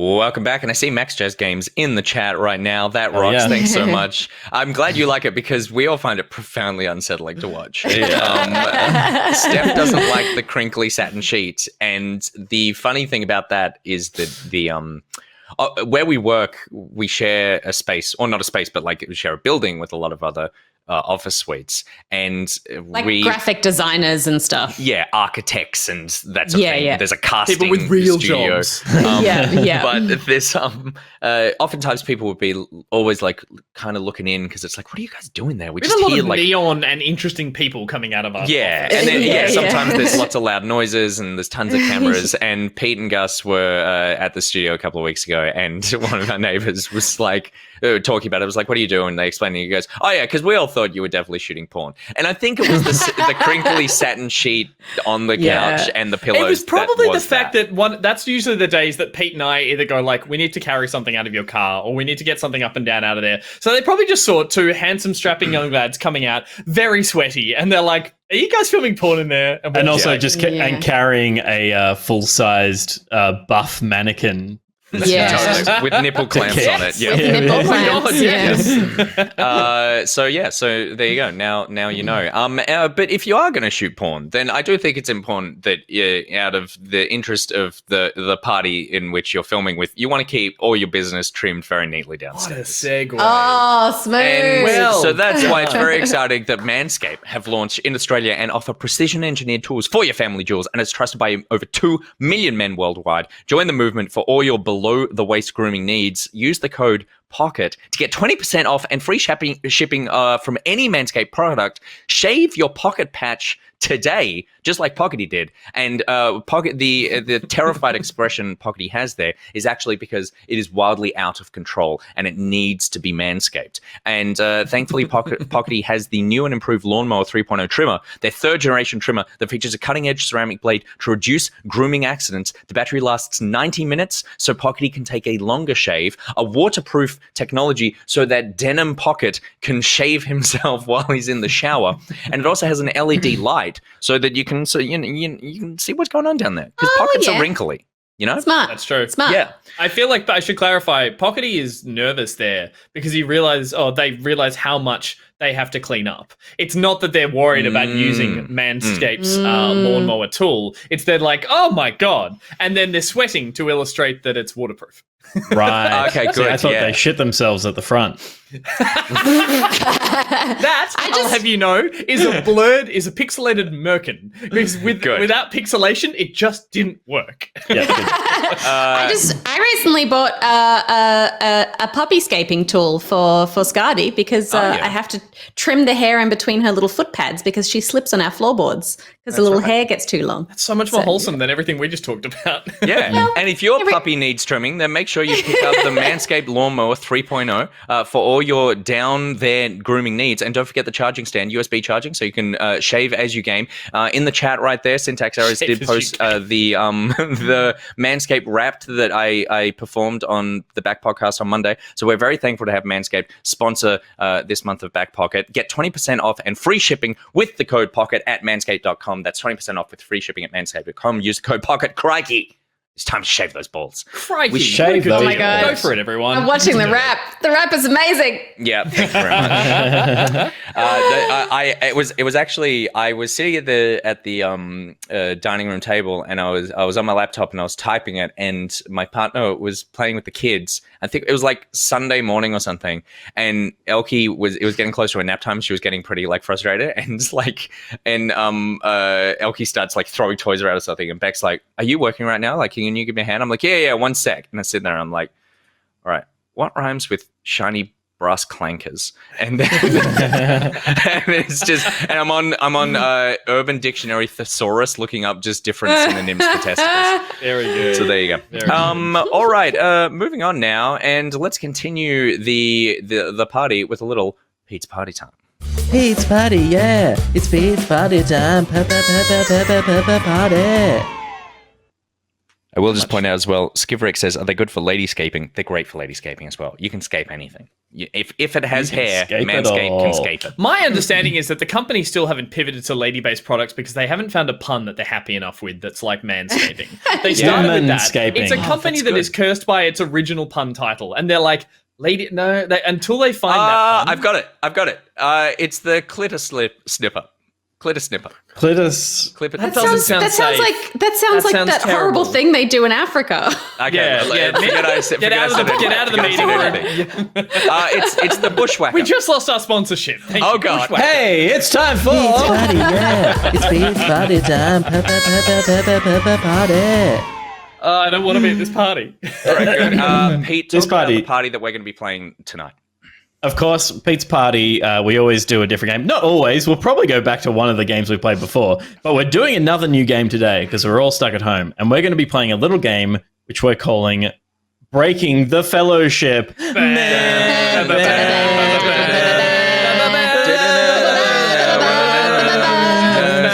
Breaking the Fellowship. In Breaking the Please Fellowship. don't sue us, Howard Shaw. In Breaking the Fellowship, we're going to be so honest it hurts. We're going to a series of questions about the Back Pocket team will ask us to identify who among us is the most blank. Okay. Blank. So- Right, got it. We'll all write down our answers and reveal them at the same time. So on a piece of paper, we've all got our paper ready. At which point we'll have to justify our responses while offering our sincerest apologies to offended parties. As an example, I might ask which member of Team Back Pocket is the worst cook, and then we'd all go and write down Gus, and then we would reveal, and then we'd explain why Gus is the worst cook. Because I had some smoky paprika homemade golden potato mash with kangaroo fillets that was seasoned for the day before that I just had for dinner that I cooked last night. The order of the recipe you just spelled out proves you have no idea what you're doing. I put it all in a bowl and Golden paprika. I put it all kangaroo. in a bowl and it worked. But that's not the point. So the point here is that we're going to fight. Good. You thought the lists were rough. Wait till you see this. Yeah, this is the part of the show where we ruin all the hard work we've put into years of friendship. There you go. Okay. Let's do it. And we're going to start with a gaming one. They're not all gaming ones, but I'm going to start with a gaming one because this is a video game show. Which member of Team Back Pocket is the sweatiest gamer? Do we have any music, Pete? Are we We can get a little Are we bit of music. talking about Bit of like party music? physically I think it's open to sweatiest, interpretation. or are you like using sweaty like a? Sweaty is the term that all the kids are using. Sweaty is the term that all the kids are using. It means that like, change the battery pack, Nick. What the fuck just happened? Change the battery pack. Change the battery pack, mate. That's why your camera's been freezing. Yeah, maybe the AC adapter thing may have slipped out a little bit. It's fallen out. Sweaty is a term that people use for like they're like try hard. They get right. gamer. Yeah, try hard like game. Yeah. I've already got my answer. We're ready. I don't get it. So What do you mean you don't get sweat? it? Steph doesn't get it either. Not physically sweat. No, it just means like the never idea heard is the that you phrase play sweat? so hard that you're sweating because you're trying too hard. You're It's 'cause so who's like the most most try-hard gamer? competitive. Yeah, he's the most try-hard game. Yes. Yeah. Yeah. But also, my God, this is a fucking list segment. But also, sweaty is like you're trying to be the best in like the best possible way, not just like trying to have fun. Like you're full of meta. You're doing you're a Dota player, which is definitely going to inform my answer. I was already halfway there. Okay. All right. Reveal on 3. Can we reveal with the Lord of the Rings music? Yes. Yeah. Lord of the Rings music on 3. I'll count us in. 1, 2, 3.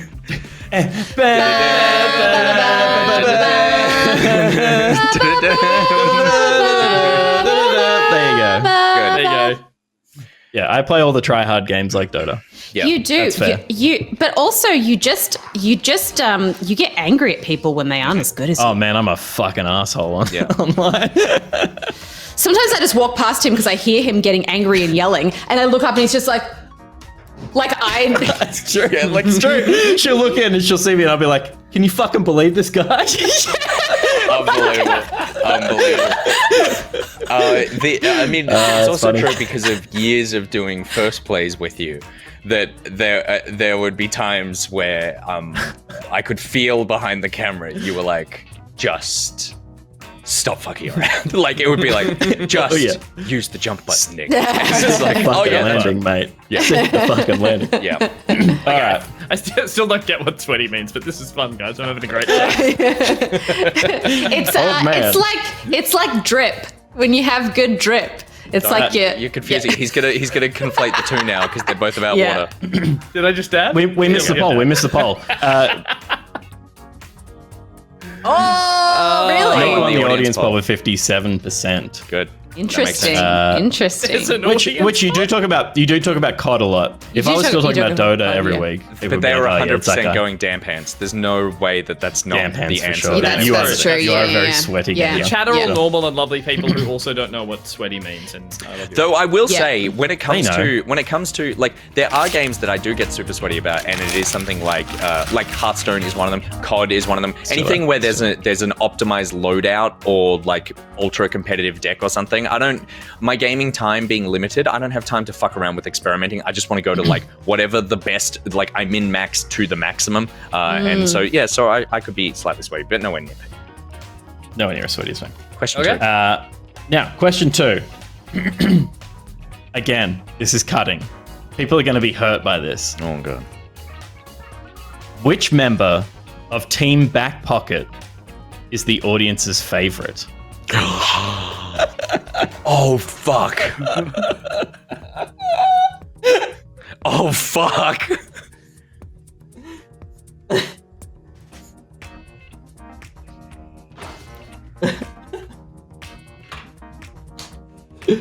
And feel free to use the same card you used last time, guys. Don't want to waste paper. Yeah, no, I of just threw course. my I run over and go like, All right. Okay. Okay. Reveal on this time concerning hobbits. 1, 2, 3, and Concerning hobbits. oh, there's 2 Nicks, a Will and a Scardy. And only I had the balls to vote for myself, thanks to manstate.com. oh my god. Oh my goodness. I would say you are the glue, Nick. You are the glue, and you are also the OG of you know how Pocket glue is iteration of useful? good games. You're the But original Pocket. you don't love. No one loves glue. It's useful, but it's just something that's necessity. Yeah. Loves Steph- glue. Steph won the audience poll with 44% of the vote. Nick at 22% of the vote. Will at 20% of the vote. And Gus, you and I tied at 7% of the vote. You and I stayed out of it. You and I stayed out of it. That's not a thing. You did beat me by 1 vote, though. And this, and you're the right, least favorite by a vote. Pete, this is completely like, this borders on total fellowship breaking 100%, so I need to figure out how to say this. I nearly voted for Steph because I was like, I actually think that when I saw Steph voted for me, I was like, Steph and I understand what this is.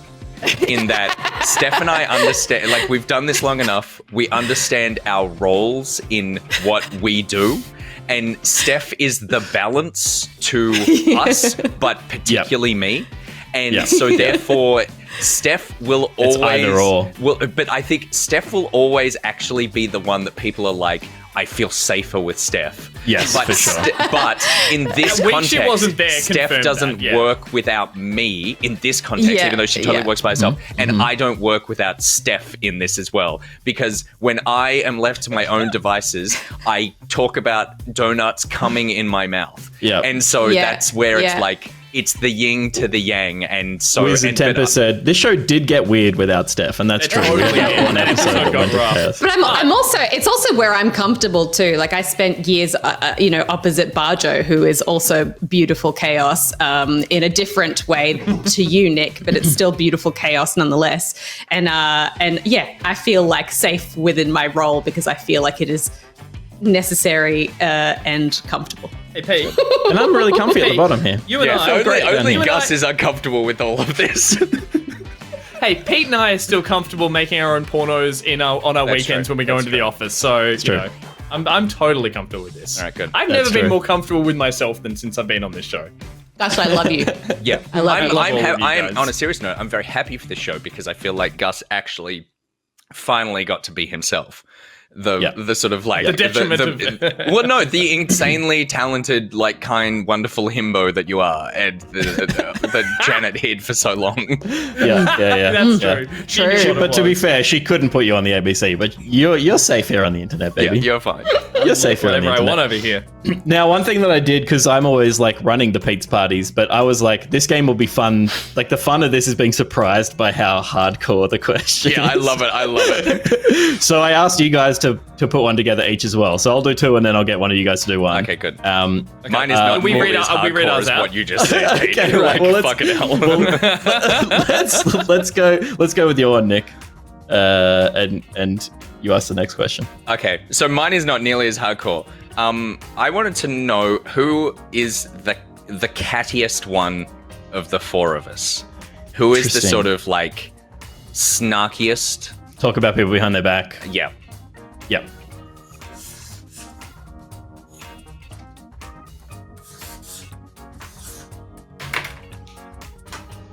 I'll be surprised if we don't all have the same answer for this. Me too.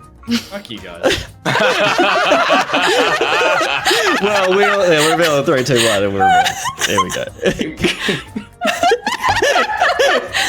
But it's not that he's catty. It's just Gus. Not Gus catty. likes to. I It's like- just he likes to vent. He likes to vent, Yeah. and he Thank you, has Steph. and he has strong opinions about Everything people- and everyone. Yes. And, yeah. Should live their And also, lives. and also, Will laugh in my candy. So I'm like, and also, it's like whenever Gus complains about someone or something, it's like you don't take it like. You take it with a grain of salt every time because it's just like he just needs to be mad at someone. Yeah. Specific. also like Yeah. it's he needs to be something mad about that, something like, specific right now. It's something I do with everyone, so it's fair and just in the sense that it's Yeah, like I don't it's true, single it's people true. out and never someone else. It's like, and I imagine I like to hope that some people just do it about me when I'm not there too, because that's just circle of life. But Well, Kat thought it was you, Nick. I love how you say "I like to hope" as if it isn't definitely a thing that happens. So Sophie says, "Little bish boy Gus." 100%. So, because I was trying to think about what my question would be today, and I was kind of having trouble coming up with one. And then we had a conversation just before I think like an hour and a half ago, where Gus said the sentence to me, "Nick, I trust your taste in everything except for your horrible taste in music." And I was like, that sums up Gus in a sentence, which is he will say something to you that he frames really kindly, and then he will stab you in the back of the sentence. And it was just like I was talking to you when I did it. No.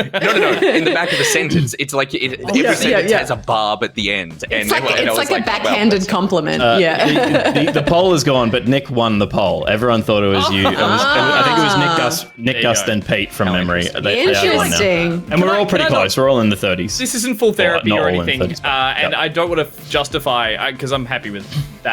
But I've been probably like criminally single for a bit too long now, and I feel like not having a partner at home to vent to does Yeah, play into fair. that Yeah. to a degree. Yeah, like I'm for not sure. excusing my behavior. If anything, I'm saying it's great behavior. But I feel like having someone to occasionally that's not a cat to come home and like everything too. Yeah, Takes totally. a little bit of that out. That's so, totally true. You got to talk to that goose. Yep. You should, Okay. Yeah, but that goose is an absolute. We got some PockArts to get through tonight, so I'll do one, and then we'll do Gus, and then I'll do one more, and then we'll do Steph, and we'll get this because like Gus, I could see he's hurt a little bit there. All right, for So our Sam next hurt someone question, else. time to hurt. Teardrop it down. Well, Wait, actually, that this means one's something else. okay. This one, no one's gonna get hurt by this. Okay, which member of Team Back Pocket could eat the most in a single sitting? Eat the most.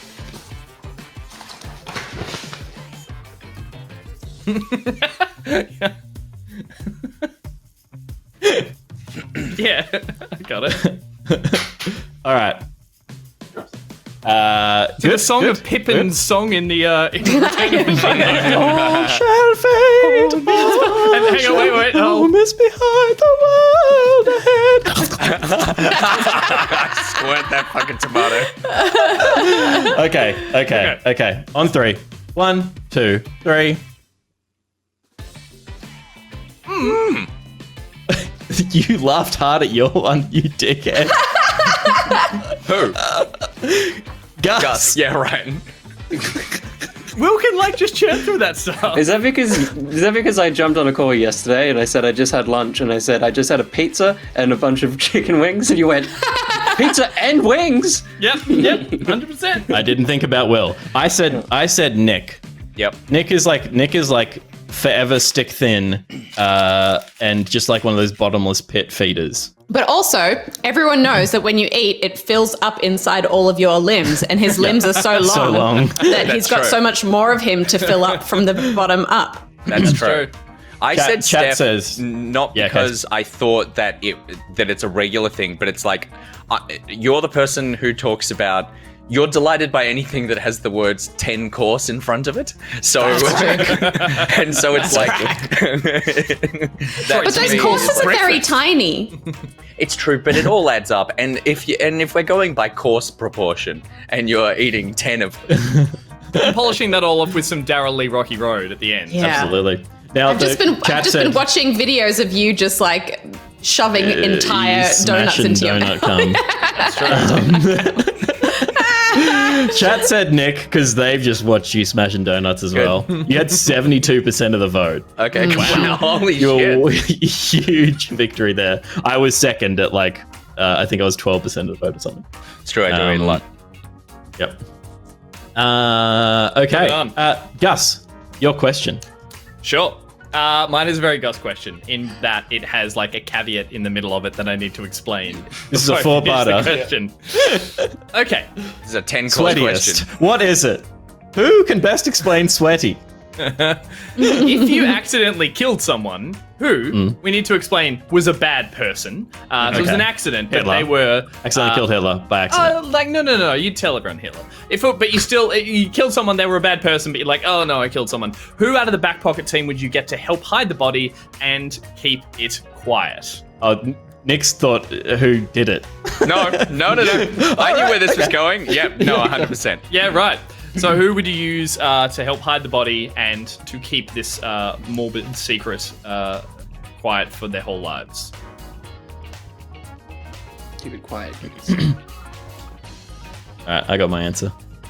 I should have a different answer now that I think about it, but I have an answer. Dusk Buddy Gus is seeking advice. Okay, good. All right, Ready? Yeah, on 3. 1, 2, 3. Hey. Nice. Nice. Yeah, I'd tell everyone, because that's why it wouldn't be me.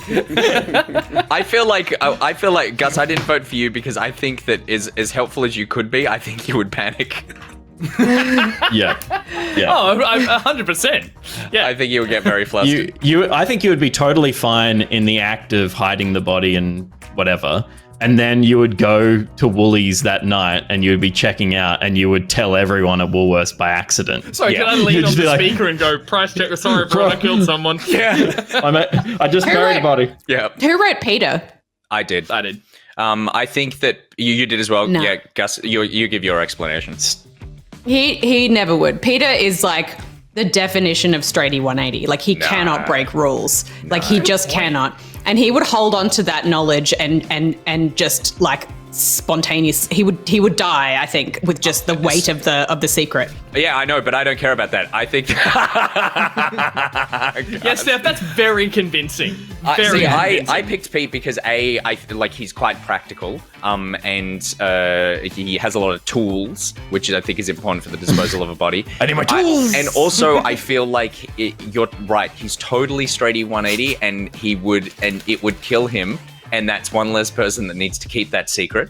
So it will poison him until he dies. But also I think that I genuinely, and Pete, I could be wrong about this, but I genuinely do think if one of the 3 people on this call came to you and was like, I killed someone and I really need your help, I think you would begrudgingly help us out of a sense of loyalty to us over loyalty to the law. And even though I would hate to do it to you, I would hate to go to prison even more. See, here's my worry: is He that never would. begrudgingness He never would. then like eat away at you, as going like, when is he gonna snap?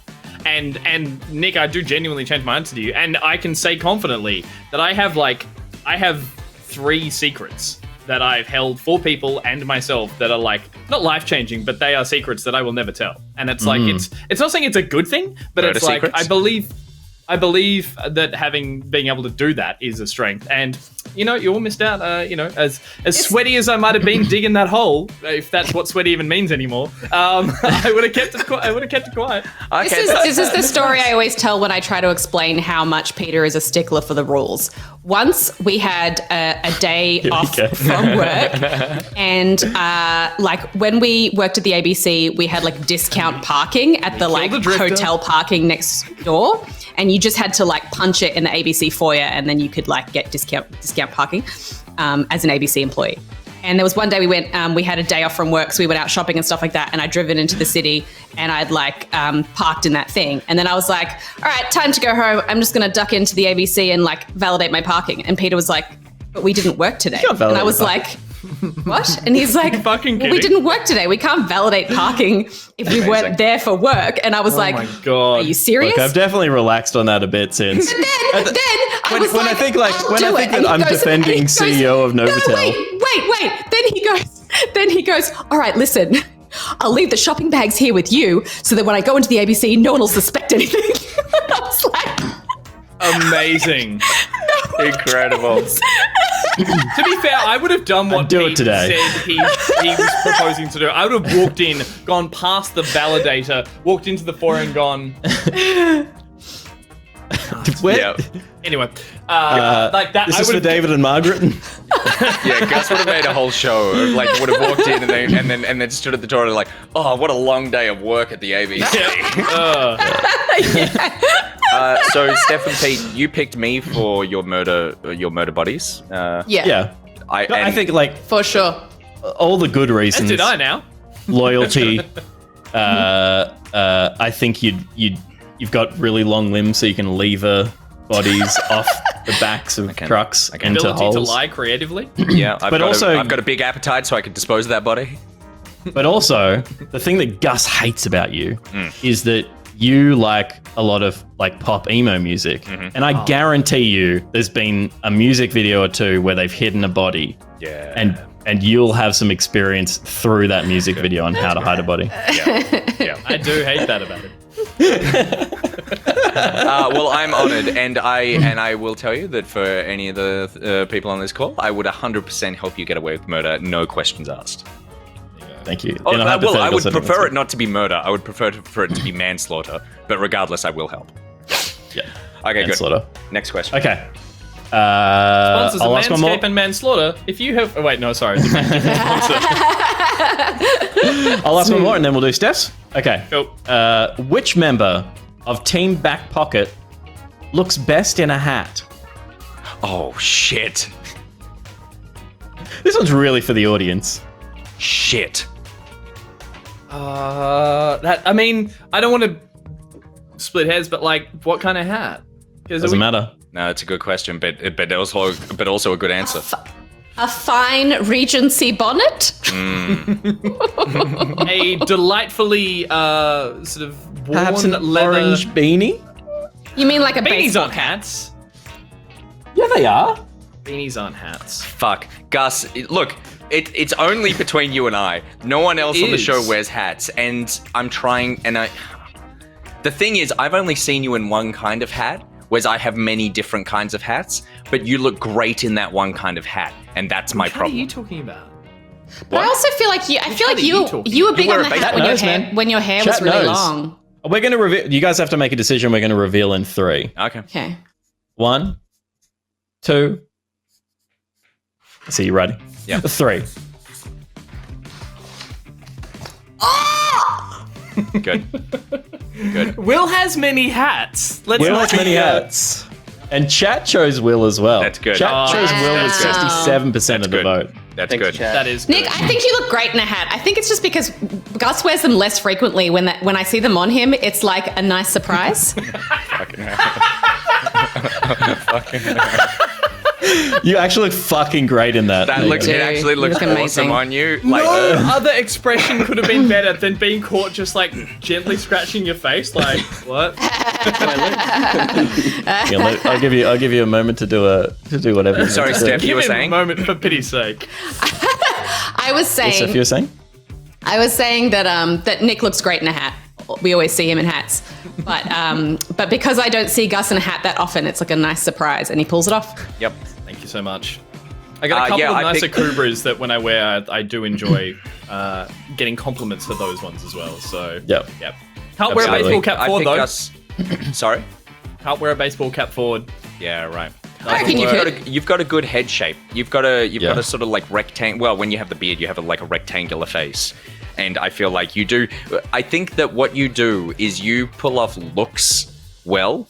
Like, and we joked about it a couple of weeks ago, but like when you go bush, you go like Bush Tucker Man Bush, and you buy into the whole look, so you can pull off the whole look really well. So I feel like hats go along with that. Yep. If you have too much bush, make sure to head to manscaped.com for Thank you very much. 20% off code is pocket. And here's some proof that Brimford trucky hat wearing actually does look cool. Oh, Only 2015, though. Can I ask a question, Will? Yeah.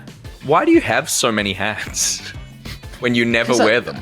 I don't wear hats. They just look good. Why do I buy a Loki's jacket after one episode and then hate the rest of the show? He does a lot of cosplay, and he loves pop culture items. Yeah, that's true. They look good on that one rack back there. That's all. Yeah, that's right. why I outlandish You actually clothing look good in a own, hat, Will. though. You do look dress good in a hat. very smart and sensible when you come you to the do. office. Like, Yeah. you look very chic, and it's like, but you have so many crazy items. So, they yeah, just don't get it's- much use. It is cosplay though, Steph. Totally pop culture. and cosplay. Yeah.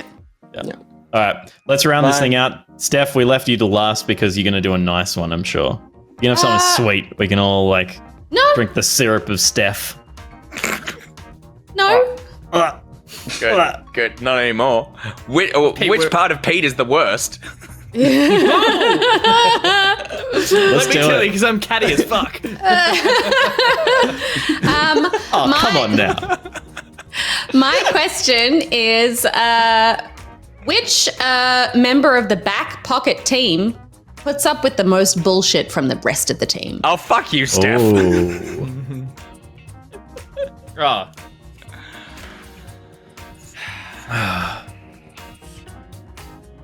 Oh, fuck. Oh. Because I feel like all of you will think it's you.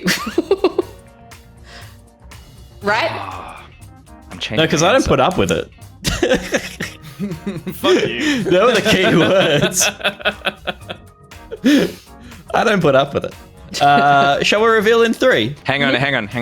Nearly there. Bum, bum, bum, It's, bum, bum, bum. I'm doing the Two Towers theme. It's just 3 letters. It's just 3 letters, Nick. Yep.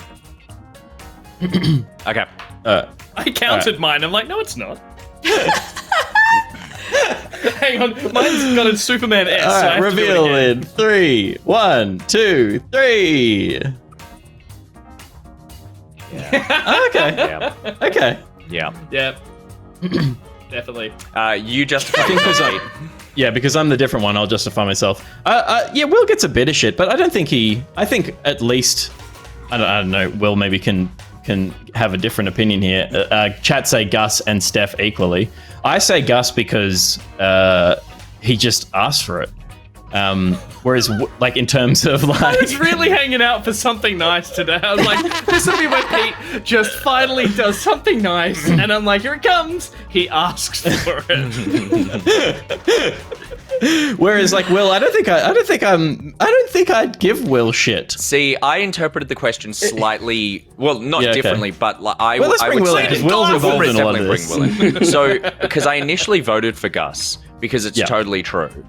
And it's also true that he asked for it. But I changed my answer to Will because I think Will puts up with the most shit. It's not necessarily directed at him, but the amount of times that It all trickles down. That's trickle down that it's kind shitonomics. of like you know how like the 3 of us. So Pete, Gus, and I could be on a call. 27, Gus deserves and we'll be talking and just talking absolute shit. And then will join.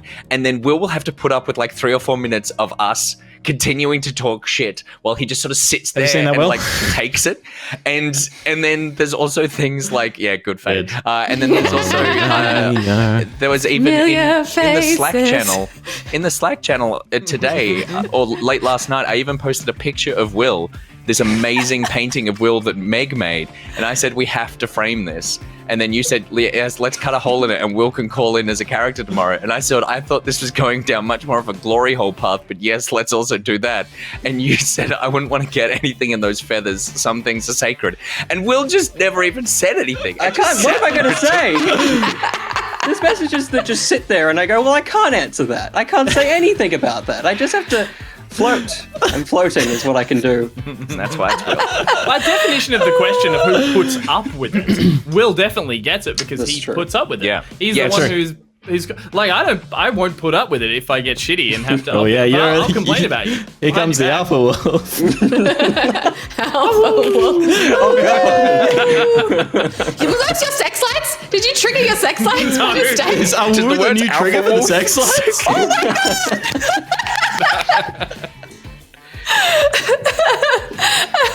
Get comfortable because you're in for a wild night.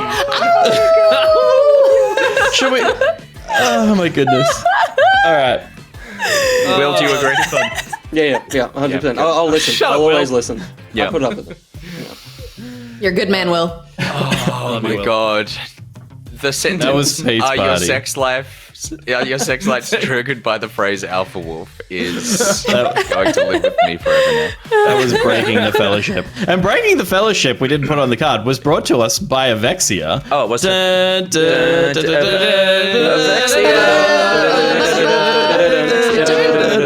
don't believe Avexia has seen any of the Lord of the Rings films. Then perfect. they lose that sponsorship. Really? That's weird. Avexia hasn't seen Avexia is any 13 years film old. ever yet. Okay. Yeah. All right. Well, there only you 13 years go. old. Unfortunately, I've we seen learned those something sad movies. about Avexia then. But we are going to be back after this short break with some PockArt. Stick around. We'll see you in a sec.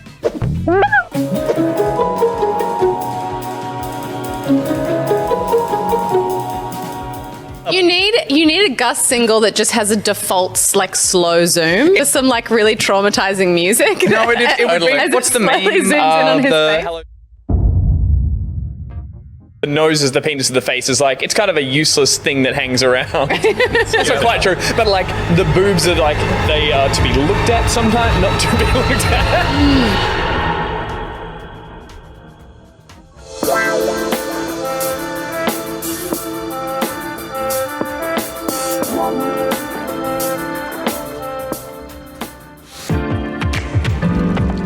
What the fuck is that? What the fuck is that? What I hear, this so-called Sea of Thieves. That's the name of the game! Did you load yourself into it? Fire. Yes! You're in one. You're in one. Oh my goodness. Let me eat my fucking banana. Christ. It's really sad. I think it's really sad. It's a video game, and that was a mermaid, so I don't care that much. I'm just trying to empathize with the narrative, Peter. I know it's not real. I'm not an idiot, but I'm just trying to enjoy the story. Shall we? Sure. Sure.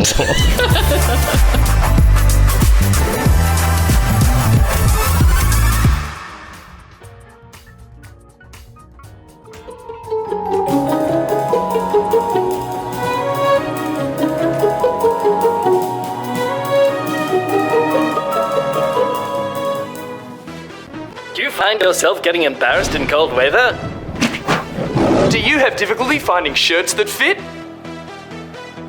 Are you leaking milk out of 1/3 of your nipples?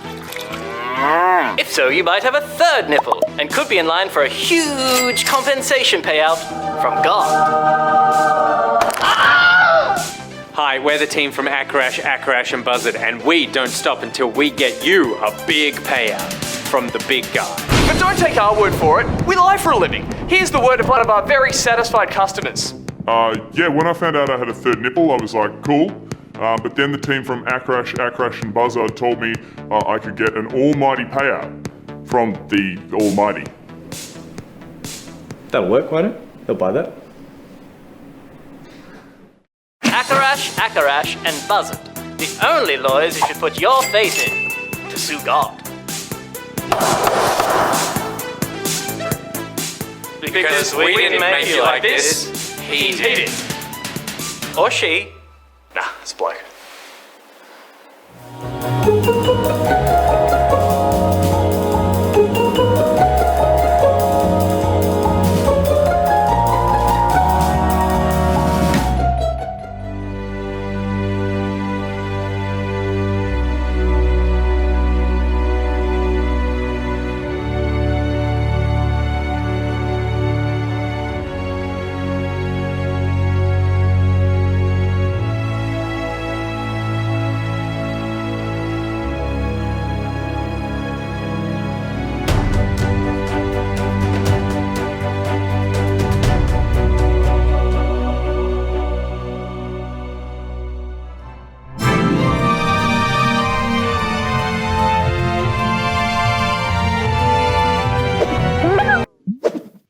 Oh, welcome back, and a very big thank you to BTnano and Samantha for the word from our sponsors, and of course to Akarash, aka James Buzzard, for being a top stitcher and getting the first commercial out of the door there.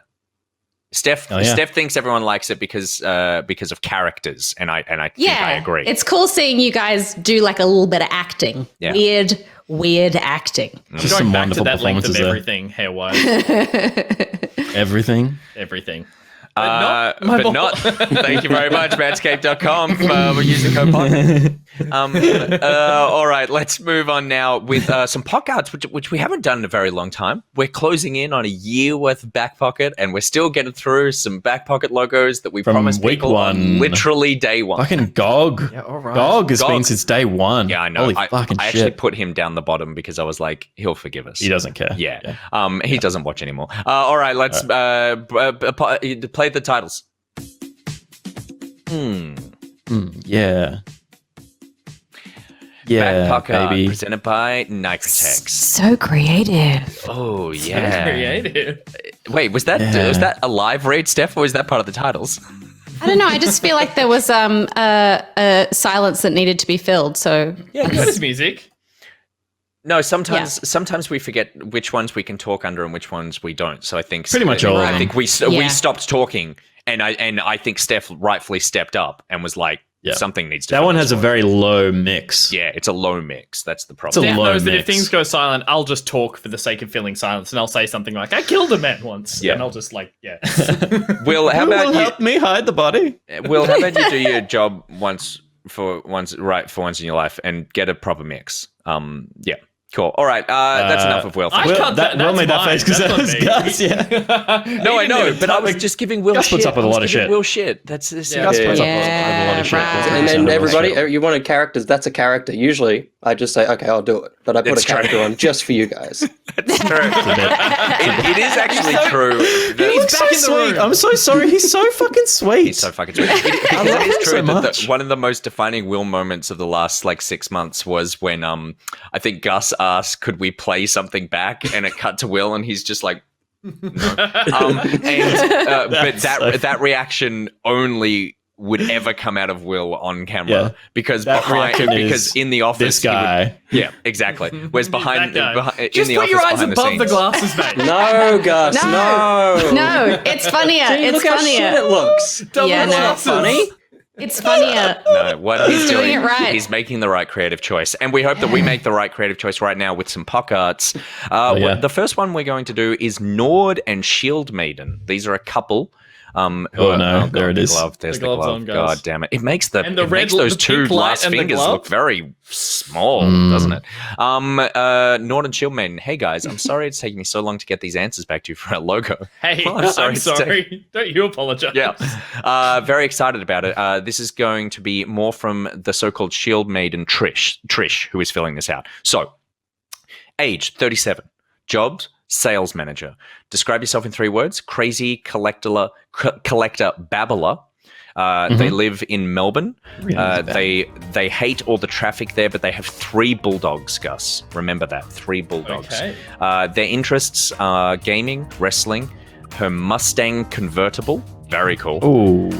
They're 3 British bulldogs, kick-ass chicks, Norse mythology, and figure collecting, mostly Witcher and Game of Thrones, which sounds a lot like Steph, except you didn't include butt plugs, so it doesn't really sound like Steph. That's true.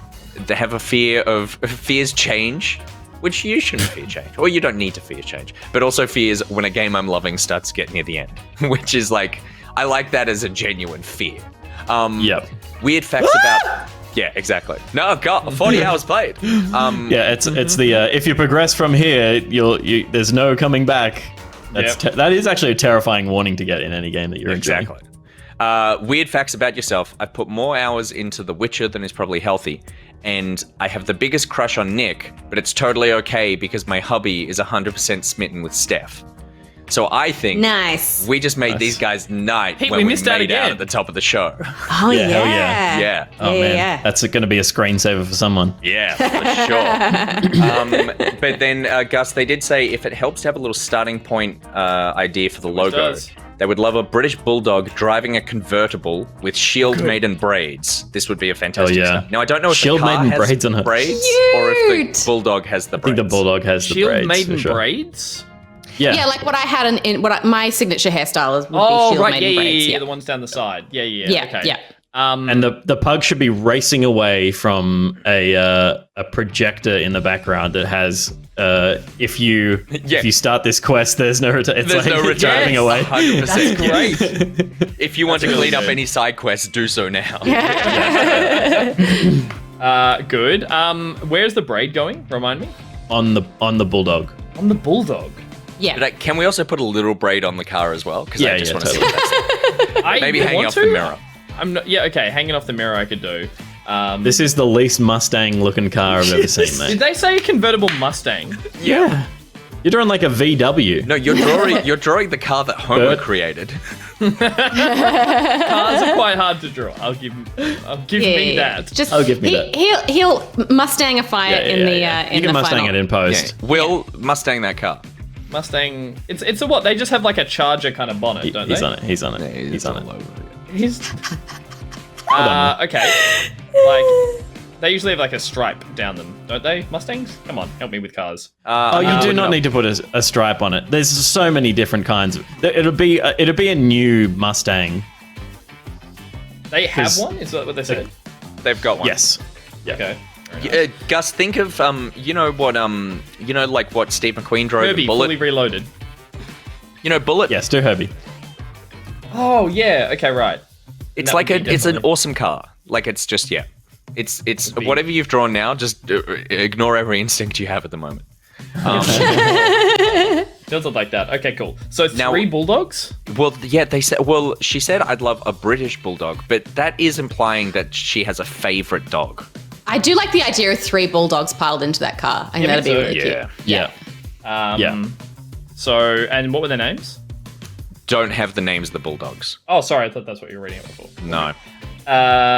Okay. 3 bulldogs in a car.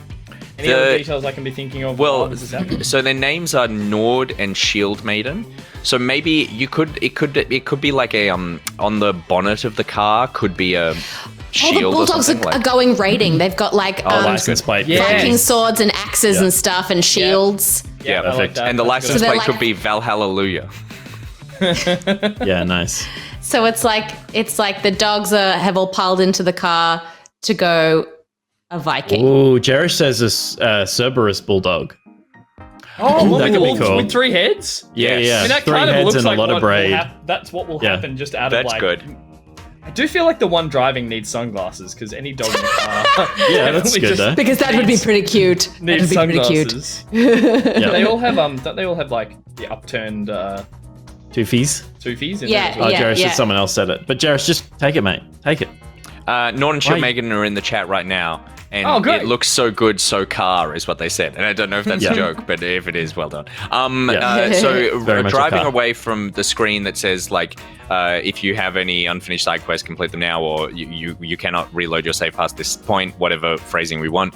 But they also fear They fear change, which is a difficult thing to show, but they hate the traffic. The abstract concepts to draw. It's always helpful. They do hate traffic, and we are in a car, so whether or not there's like bumper to bumper in front of them or something, or like in the distance. What if they're leaving their fears behind? Yeah, the traffic's on the other side of the road, heading towards the end of the game, and they've turned away from that, and they're going to do side quests because they played The Witcher for too long. Yeah. What weapons are they brandishing? A hatchet? Geralt's sword. A hatchet? Yeah, that's very And a butt plug. And no. Why not? You could kill someone with a butt plug. You totally could. I will Google it right now and 100%. One should have a shield, like a Viking shield. One in there is going to carry a little shield. Nord and Shield Maiden are in the chat, so if you have Viking any shield things is you want to round. add, do pipe up. Viking shield is round. Thank you, Stephanie. It's okay. Yep, nice. You know what? And he's Butt hanging plug. it. I'm okay with that, says Nord and Shield Maiden. Well, what do you think's on the shield? Hell guys? yeah. Oh, what do you think's button. at the shield? Oh, yeah. Yes. It's Steph's on the candelabra. To be fair, anything can be one, so they're all holding one in a way. Don't put a butt plug. Good. No, this Nord and Shield Maiden wants the butt They plug. wanted it. She has not said that. She has not said I'm that at okay all. with that. Butt plug. Literally said I'm okay with that. In the chat. Really? Yes. Well, Why then wouldn't plug you be? away. Plug Then away. plug away. Good. Good. Good. Yep. Geralt's sword there. Then plug away. Plug away. Plug away. That'll look like a And that Mustang said, like after eventually. the Sea of Thieves teaser. Well, then plug away. And yeah, to fill your background, if you've got traffic on the other side of the road, Yep. and the big billboard maybe on the highway that says The big billboard that says, quest. What was it? fuck, let's look one up. Yeah, let's look up. I love Whimsy Bobbins in the chat who says, Steph, you have the best heel turns. It's totally true. When Steph changes her mind, she changes it hard and fast. Yes. Oh shit! After this one, I forgot. We've got a few that I've finished that I can show off. Oh, cool. Oh, cool. Maybe I'll you be should really just say. It's about time. Maybe you should just say. Maybe it should be a road sign that says, rather than having a place, it says the point of no return, or something like that. Yeah. Oh, yeah. Yep, Or now entering. No, point of no return is probably good. I was thinking something like now entering the final quest chain or something, but that's just not as Nick, say my name again. Did I say it wrong? Nord and Shield Maiden? Maybe it's something to do with end game content on the sign, like end game this way or something like that, because it's like that's what you're avoiding, right? Oh, end game. Yes, that's a much more succinct thing. Yeah. Now entering end game, and then it can have a little butt plug there as well. I'm gonna struggle with drawing multiple. How many butt plugs are you going to do in it? Well, look. Anyone who's lucky enough to get their logo tonight finds themselves with numerous butt plug cameos, I think. The cars should be going the other direction, I believe. It'll be like Picasso's blue Why are they period. It'll be going like, the other direction? the butt They're on plug an on-ramp. phase. Yes, exactly. Well, we've left the 7-foot era and we've entered the butt plug phase. Butt plug phase. They're on the on ramp coming towards her, so they're they're leaving endgame. I think conceptually the idea was that everyone's heading towards endgame, and they've turned around. They're on the other side of the highway. Yeah. There's Right. traffic jam going to endgame, and they're coming back towards green. Gotcha. Where everyone else Nord is and going Shield towards. Maiden have big brained this and have decided. Signified by the U-turn that'll be happening here. Nice. The We actually call that Yeah. a Steph turn in the business. Yes, I put arrows to remind me, because I did go back to some old PockArts that I have to still finish, and I looked at them, I'm like, the fuck was going on here? Nice. Nord and Shield Maiden. It's now what color is your entering Mustang? endgame. What color is your Mustang? We should make sure we capture that accurately. It'll be a silver pony. They don't come in any other color. It's pink. What? It's a pink pony. No, it's not. We're waiting for the chat to catch up. Gus, I'm liking what's going on The here. tang is black. Black. So you've already got the right pen. Cool. Black. Let me just... That. Oh, yeah. Yeah. Hang on. Ah. This. And a little bit of this. And a little bit of that. Will remind Oh, Oh, great. look at that. Silver. Yeah, it good, was silver. yeah. me. Just reminds me that the He's just doing some Yeah. black and white pre-shading. This Honda Civic is black. Fuck off. Cars and horses are hard. Ironically, this is both because it's a Mustang. That's one of those jokes that's actually like, it's too funny. It's too clever. It's too clever. It'll never get the laugh it deserves because it's too clever. We got a little bit of real estate up the back just too still. clever. Up here. Was there anything else I was that we'd missed, or any of those little fine details that could have been added? Nord and Shield Maiden say that they have personalized plates saying Sintra, C-I-N-T-R-A. C-I-N-T-R-A. Awesome. And then, thanks, Maddie. And then, is there anything else you would like to put in the background? Does it have the braids? Oh, the braids, of course. Thank you. The doggies need braids. The braids should be flapping behind them. It will look better in the final. As I will show that's a good approximation. Just put a note to yourself: braids. Braids. I like that middle one is just a bear for some reason, and the other two are dogs. There's just a bear head as well as the two dogs. There's a giant bear in the back of the car. Can I come too? Yeah, hard to draw. And then there was like a braid hanging off the side mirror, was there? Yeah, the car has braids as well. Yeah, JC. All right. Nice. That's a good point. BMac says, like, because of the sunnies on that front one, is like, what's Garfield doing in the car? Amazing. These are hard to do, Have it folks. saying, I hate Mondays. All right, there you go. Bulldog. Love it. Well. Love it. Is there one, like, I can do just a world, a background, a city, mountains? What are we thinking? Norden Shield Maiden says, can I have Nick with a love heart somewhere? So maybe, yeah. That makes sense. I'm like the sun. Yeah. Maybe because this is like, because we've got a bit of a city analogy here, maybe there's a city skyline there, and plastered on the side of one of the buildings is Nick doing his underwear modeling. Oh yeah, Ooh. it's just and us. Nice. and making a love heart with his fingies. Yeah. Yeah, I like that. Yeah. And then Gus, you can make a note. I don't know whether or not this is going to help, but the puppies' names are Freya, Rassie, and Bailey. Hey, it's me. Cute. There he is. Look at that. Look at that butt. Yeah. Oh, he's still taking a knee. Yeah. He's popping the booty. Multifish says, I love how bony he is. Yeah, you will, Multifish. You will. He's up there like the billboard in the latest Blade Runner. He's like, Yeah. Have you upgraded your latest Nick? Awesome. This is great. Cool. I love it. Look at those bulldogs. Nice. Imagine if you saw that car coming towards you with a three-headed bulldog wielding weapons with a shield with a butt plug on it. 2 dogs and a bear, I'll have you know. Thank you very much. All right. Trish added, can he be saying, I love you, Trish? This is... I like the fact that really what this is like, okay, let's really minimize the dogs in the car and maximize a photorealistic drawing of Nick saying, I love you, Trish. And on the table behind him is a picture of Nick and Trish married on their wedding day. Yeah, exactly.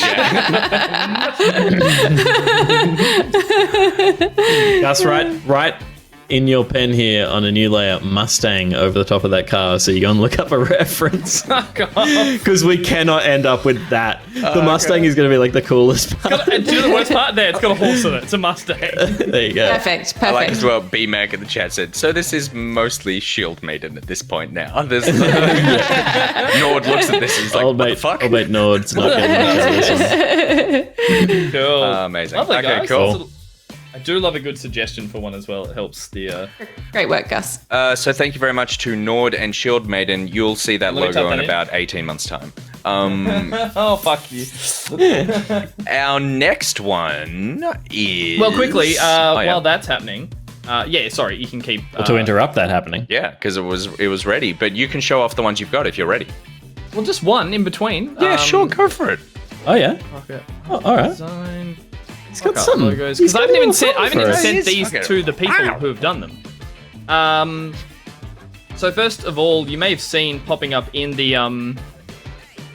game clubs. In the game Cool. clubs. There he is. I love that. Timothy Chu. The Builder of Worlds, yeah. who was in a Matrix-style scene with a Digimon and a mouse that was also the creator of cheeses on his VR headset with his pup, and creating heaps and heaps of code in VR worlds, all those things. I love that. That's so cool. Can I just say, Aussie Lum said, gee, Gus is catty tonight. Well played. Very well played. It looks so good, though. I love that. Another one that we had in there was Snail XD. Amazing. Yeah, fuck yeah. Snail cute. XD as a snail with a baby Groot, just coming fresh from VidCon, dragging all that slime along the way. There's the new TikTok profile. Doing those new TikTok profiles, but could be gayer, I think, which is the shirt design that Snail XD was very keen on showing off. That's so awesome. Another one in there was it's Jep. Ooh. That's it's right. the green. Oh God! What a flashback. It's Jep has a green hat, and unfortunately, because of that, that's the background. I think you'll find that's the background. Outside. This is what Gus is sending me right now. Oh God, the terrible truth. It's Jep, who, if Jep is there, I couldn't remember if the lab was meant to be a black lab, a golden lab, or a chocolate lab. So I did the middle one, but if you'd like me to change, it's Jep is in the chat. So if you're Mud lab, if you can remind, but also doing the voice work for a Last Airbender version starring a dog as well, and with a Danganronpa Teddy up there as well, collection of guitars, and of course Tasmania seen out the back window because no, is it Tasmania? It was Antarctica. It's closer than you would think it actually is to Tasmania. Than you think. It is closer than you think. So good. So Jep, let me know. Otherwise, yep, very cool hat color. You know what? I'm gonna now go back and find that photo, and it's going to be the hat color. I will replace it before I send it to you as well. And finally, the other one that was a long time in the works was it's pretty bright. I love that one. Yeah, Coastal. nice. Coastal that looks Cities great. Is there as well, which was them on Nailed the beach. those neons, man. With their pup in front of a coastal city, Daft Punk up there as well as the Batwing circling the city. There is a tennis court with a ball being hit off the tennis court as well as the detail. And if you'll notice carefully, in the reflection is the word coastal. Touch. Spelled C-O-S-T-A-L, not C-O-A-S. Amazing. A-L, because that, of course, was how I spelt it the first time. On the first so time. those ones are all finished up. So thanks good. for being so patient, guys. As with many others that are still waiting for them to be finished. But I get on a roll. Can you bring up Snail's one again super quickly? They've just gotten back from a mini blackout. Oh, and there's green in that one too. I forgot. Yeah, Sorry. yeah. That's why there's a bit more grey than I'm used to in the back of that. Let me show you the ugly version of us, but the good version of the picture. There you go. There's the green. Yeah, that's looking good. Also, Gus, you may have missed it, but It's Jep said it was a black lab. It was a black lab, so gotcha. I will change that before sending it through. Thank you so much for helping me with that detail. Cool. All right. We got time for at least one more? Yeah, Smash cool. one So this one also has a suggestion going with it, which is very helpful. Nice. So this is Paul Nevin. Age 40, old bastard, and loving it. Nice. Occupation, software engineer at Google. Laugh a minute, kind of like innie tech. I don't know what that means. Describe yourself in 3 words. Fuck, only 3. Which is lovely. Lives in London. The best and worst part of where Paul lives, technology is awesome and awful at the same time. Having beers with people from 57 different countries is awesome. Now keep in mind that fact, because beer is going to be a heavily recurring feature. Interests, friends and family, beer, interest in music, metal, orchestral, jazz and punk, driving around the UK countryside in an unnecessarily powerful car, soccer, monkeys.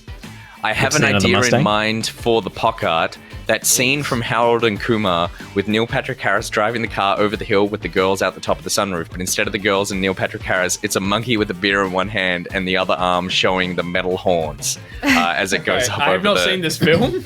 So we'll get your reference. What was the scene? It was Neil Patrick Harris Boomer. driving the car over the hill with the girls coming out of the sunroof. Okay. I'll find a reference image as well because I feel like I need to get that just right. But what was it? And replacing... Instead of Neil Patrick Harris, it's going to be a monkey driving a car and holding a beer. And it might be a monkey coming out of the sunroof and holding a beer and throwing up the metal horns. Vegabus says, warning, there's boobs in that image. There are boobs. There are boobs. Okay. Don't bring that up. But the monkey should definitely have boobs. I'll put it in Back Pocket Live. You've got something, do you think? Yeah. It's just below the butt plug that Fourth Reaper. Good. are now the breasts from the film Harold and Kumar. Okay. Amazing. Amazing. Wow. How's that HR department going? Okay, cool. So that works because instead of having to draw another car, I kind of see that it's like we only have to do sort of the top of the car and the things coming out of it. Yeah. The things coming out of it. And this time they are to be looked at. Totally. Right, okay, that's so funny that it's... Okay, right. Okay, cool. So, where... Oh, hang on, I've got my wrong screen up. So, we've got friends and family. We've got 57 people from 57 different locations. Works in tech. The car should be a Mustang for sure, Elsid. Which is a very nice touch. All three logos, or any logos we do tonight, should be. In fact, in the future, any cars Mustangs we put, they should all be Mustangs. Butt plugs. Once you get it once, though, you'll be fine. Yeah, exactly. But it should actually be. The Google Earth car with the big camera on it. Okay, remind me what's coming out of the the street view sunroof again. So it's a monkey that's throwing up metal horns and drinking a beer. But in front of the monkey should be the Google Earth camera that makes it look like the monkey has boobs. Just one monkey? Can you draw a monkey? Which monkey, though? What kind of monkey? There's so many kinds of monkeys. That's a good question. Because make sure you don't draw a chimp or a ape or a orangutan. I don't actually know what a monkey is. Now that I'm sure one of those things I listed is a monkey. Yep. I'm free. Oh, they have side ears, don't they? I was about to say frog. It looks like a Freddo frog. Here's a very basic cartoon one in live chat as well. Thank you, Peter. To give you some inspo. Monkey has tails, apes do not. There you go. Now I learned something. Oh, so the tail is definitely holding a beer. 100%. Yeah, nice. Yeah. Perfect. Leaving one hand free to grab some boob. We'll get some White Castle, whatever that is. I don't know. Actually, what is it? Is that a... I'm pretty sure it was a fast food restaurant. It's a burger chain. Yeah. Is it? Oh, okay, right. Remember that film? That is such a... that film was just I never saw it either. Such a strange moment in time. That was a weird time for teen comedies. It was like Dude, Where's My Car? Harold and Kumar Go to White Castle, Road Trip, American Pie. Yeah, it was like people doing weird things to food. Dude, Where's My Car is great. I think everyone has their allegiance to one of them. It's like the one they were allowed to go and see, and they're like, oh, Dude, Where's My Car was the best. Zoltan. Yeah, that was so bad. Yeah, Dude, Where's My Car was so bad, but I love it so much. There's just a few lines in it that have stuck with me. He's like, he's lost his... I don't want to quote this fucking stupid movie. I'm sorry, I gotta look. I can't. You'd gone so deep. You're like, a few things stuck with me. And here's 12 of them. I'm like, wow. Just leave it. Leave it, Peter. 12 of them. Yeah. Leave it. It's not even funny. Road Trip was actually the one. Road Trip was like a fucked up movie, and this is Euro Trip was the one that I remember. Is Euro Trip the one with Scotty Doesn't Know? Yeah, yes. Yeah, that was a bit good. later, that was fun. That was funny. That was a bit later than Road Trip. It was on the way out of all those movies from memory, I think. Yeah. And it was fun. But yeah. Yeah. And then? Wait, hang on. What else have we got? Fears tinnitus. And pretty much every animal... Tinnitus, sorry. And pretty much every animal in Australia. But likes... oh, right. Oh, spiders, probably. There are no native monkeys. There are no native monkeys. Not that we know about yet. For not knowing. And then what do we got? So loves music, friends, family, some Google. Yeah, I like the idea of it being the Google car. I think that's clever if you can. I like that, but I still do want to see if I can get this. He's sitting on top of the seat. Yep. Steering. With his erection. With his feet, Peter. Oh, nice. That's a nice touch. Yeah. That makes sense too. Yeah, so his dick has toes? Is that how that works? Or are they all dicks? Stop it. This is so much easier when I can't hear you guys across the room. Yeah. Yeah. Nice. Yeah, you got to get the Google Street car. Street View.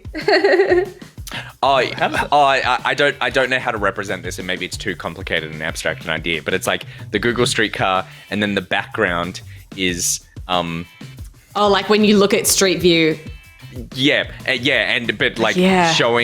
showing that a drunk monkey was mapping this area. Like, I don't know how to represent that, but that's kind of what we're looking at. I'm gonna put lots of European and what were the type of beers? Like, we'll just have a car full of beers. Beers with totally lots of different people. Yes, yeah. Yeah, you can put some Belgian, some German, some. It looks like we're implying that they regularly drink drive. Drink drive as a monkey. Yeah. Look, I from everything that I know about Paul, and everything I know about Paul is just this list of words that he wrote. I think he'll be okay with that. He's an old bastard and loving it. He's also old. We have to make him old. The monkey needs to be old. Yeah. Great. Just some gray hair on that monkey. In the little bit of like the fringe. Even though Paul is only 5 years older than me. Yeah. So grey. So great. Classically old man right here. What are we driving past? Again, I want that Google reference that you had before. Splatterdasher makes a very good point. It's devil horns, not this. That's like Shaka's, right? Yeah, that's Shaka's and devil horns is but this. they don't have opposable thumbs, so how do I do devil horns? Yeah, but they also don't drive It's a cars cartoon drunk, monkey. Yeah. He can have an extra finger. Yeah, if he can drive a car with his dick, he can throw up the devil horns. Right, Steph? Yeah. Okay, thank you guys. You're so helpful. You want Monkeys do have thumbs. Now, I've always thought of the devil horns. You fold the thumb in. Yeah. It's that. Yeah. It's that. Good. Oh, it's that one. Yeah. Okay. Yeah. Right. Gotcha. The thumb he shouldn't have. Monkeys have hands like humans. Yeah, and also I can't believe I let that one slide. Of course, monkeys have opposable thumbs. That's one of the main things that ties them to us. Oh yeah. Sorry. Yeah. Okay. I completely let that one slide, and I was like, no, they could totally do it. Isn't that what? This is what. Crocodile Dundee. Paul Hogan. Yeah, Crocodile Dundee. Yeah. Off the road, dopey. The camera is up the back. How about the camera is looking really worried, like a Wall-E kind of thing. Like it should. Oh yeah, it's alive. It's like you shouldn't be drink driving. We've still got. Oh, but we're in London as well, aren't we? So the city backdrop could be London town. You're from London, mate. Big Ben. How's the Parliament? Big Ben? Is it just Ben from the show? Look, kids. Yeah, just put Ben in there. Do a giant Also, Ben. okay. So the last question I have is to everyone is link us a picture And of the yourself. Google camera has big boobs, right? Link a picture of yourself if you're comfortable. And Paul said, I'm not really on social media or online in general, but I can send you a picture if you want. So I don't mind the idea of our social media manager, Big Ben, looking down disapprovingly that Paul is not on social media. Yeah. So you do the Houses of Parliament and then Ben standing tall, looking stern. With his little clock arms crossed. His little clock. Yeah, just he's doing clock this. arms. He's doing this. Mate, of course clocks have hands. It's the thing that links them to us. Links them to us. Ah! Ben just calmed us. He does have hands. We can confirm. Yeah. Ben said, I have nipples, Gus. Can you milk me? That is an angry clock. Well done. See, Yes. you get frustrated, but you nail it every time. You've never done a bad drawing. Who's that behind? That's the thing. Is there another version of Ben that's like? Isn't that no? It's the multiple faces. Oh right, we're of looking Ben. at the multiple faces. Yeah. Okay. Or I it's didn't quite get the perspective. or it's the things that chase you in Spirited Away. Oh We yeah. went up to look Yeah. just to check what Big Ben looked like, and just saw Neil Patrick Harris and boobs. I'm like, hang on. 5 seconds. Anything else that we Big Ben is the bell. Yes. Technically yes. Is it? But yeah, that's the name of the The bell, defining not the feature is the clock. Yeah. It's like that's like people who say, well, technically Frankenstein was the scientist. It's like, all right. Mary Shelley was the one who shut the. Okay, good. I like this. I like this a lot. The eyes are fantastic. You've captured the idea of a drunk monkey so well. Thank you. Do what I can.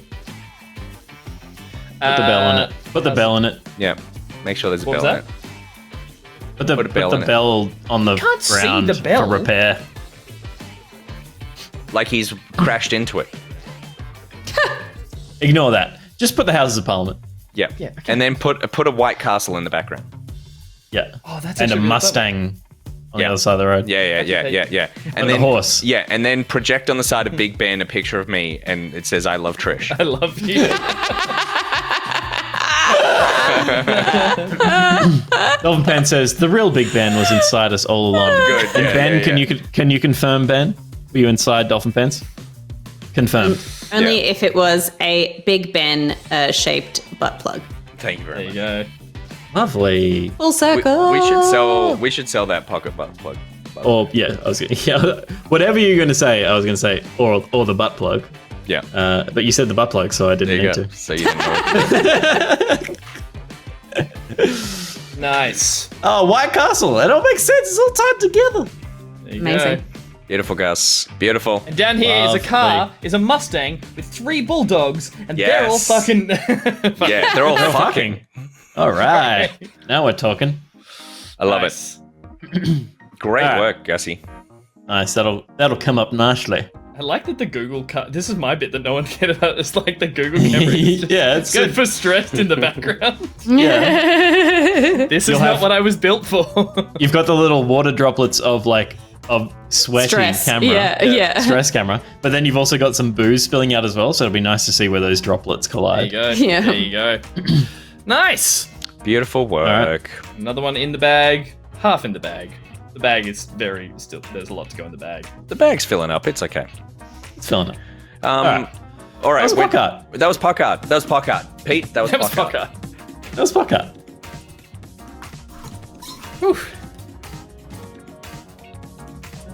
Steph, say something.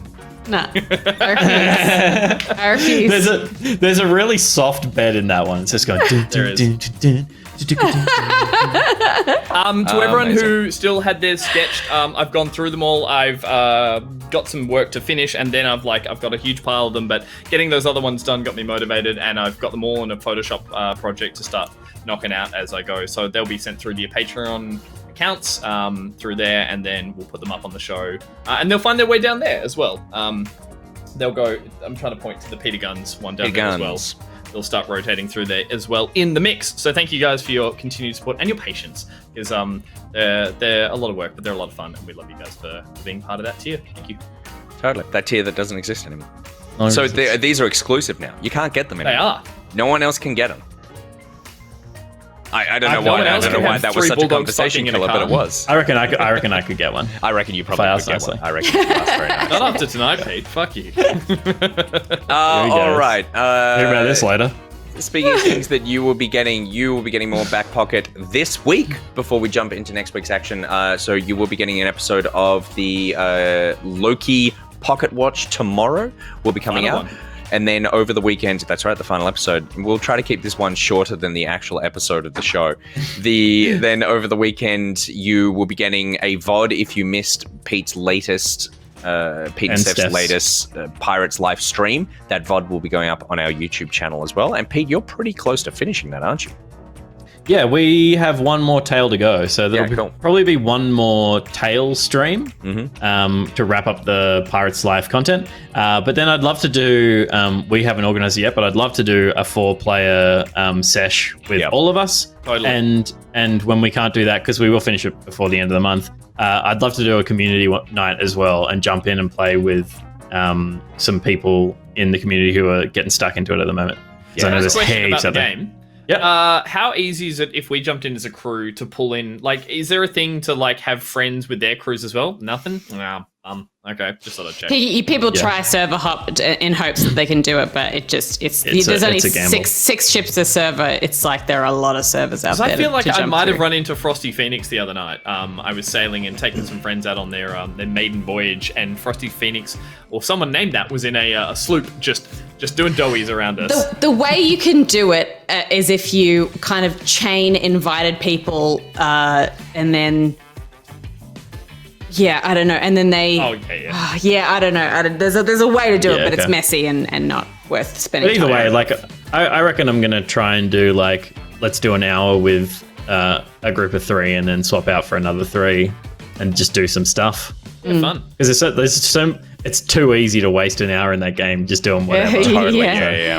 And I'm seeing some people in the chat saying that they're getting t-shirts and hoodies. Jerish said that their hoodie arrived last week and they're wearing it now. And then, but then awesome. Paxley and Reva said hasn't even got a notification about it. Paxilon Reva, send me a DM on Discord with your info, like your Patreon name, and I'll go check it out and tell you where that status is. Then, so that we've got Pocket Watch tomorrow. That stream will go up over the weekend, and then next Monday we're back with more Back Podcast. And then some more streams, more Pocket. It's just the same. It's just the same shit. It's just the same cycle of same stuff. It never stops. We're all in hell. It never stops. We're all in hell. And this is episode 42 of the show. So we are 44. 42? Wow. 44. I've got 42. I think it's 44. Maybe I'm wrong. Is it 44? We're at season 2, ep 22. No, you're 24, totally right. It's 44. Yeah.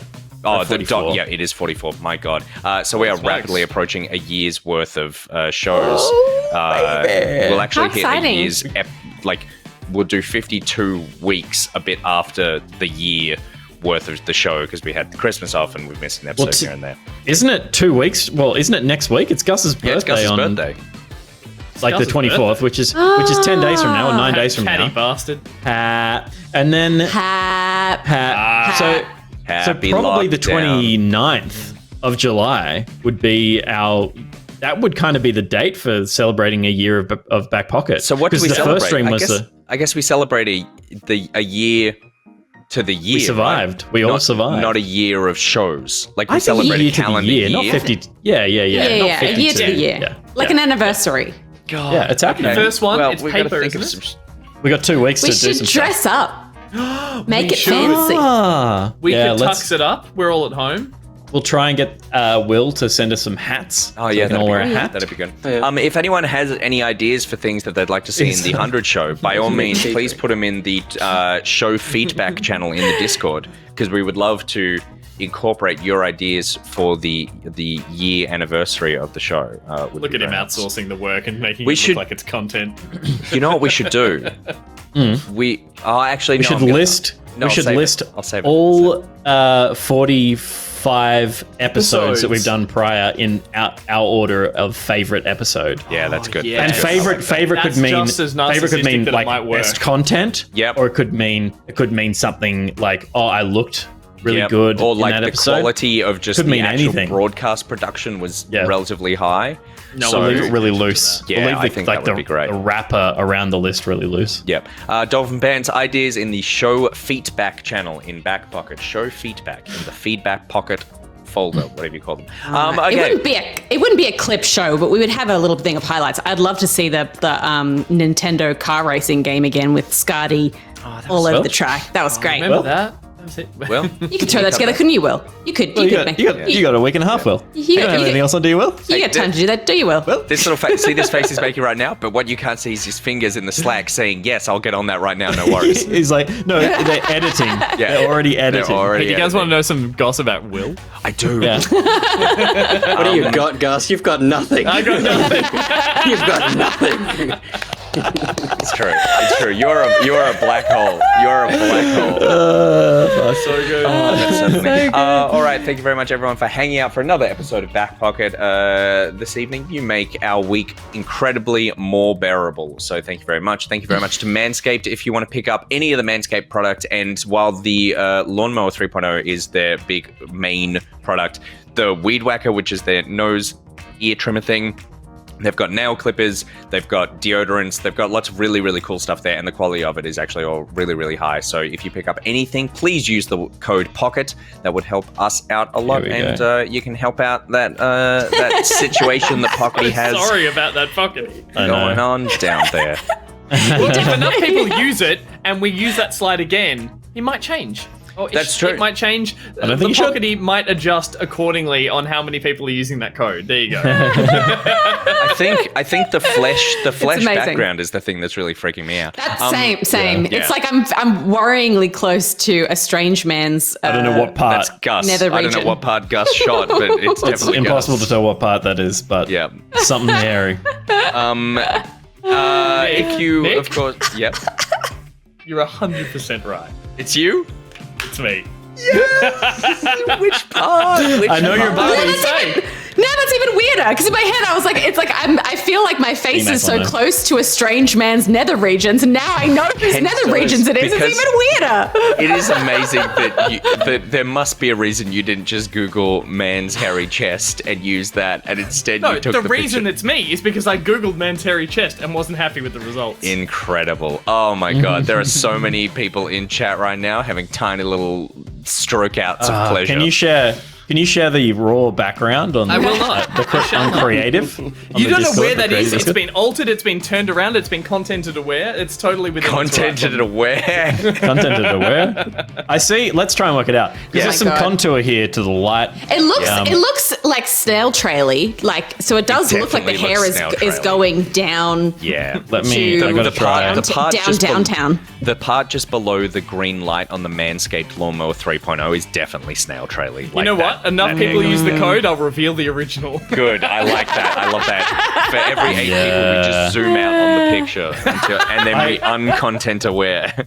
You got to assume that the light is coming from the top somewhere. But that might be a vignette I I'd put tell. on Peter. Who knows? Oh, it might be a vignette. Yes. Oh my Yeah. god. Who knows? It's Vignette. incredible. It's incredible. It's good What stuff. a twist. What a fucking twist that none of us saw coming. Thank you very much for that, guys. If you want more twists like that, then head to backpocket.gg, become a member of our Patreon, which is the primary way in which we fund this show, and then you get access to the post show, which is coming your way. If you're a member, the link will be going up in the Discord chat as usual. A massive thank you to our mods for helping keep everything under control tonight, and for also running all those polls while Did things we were sound under doing the control questions. tonight?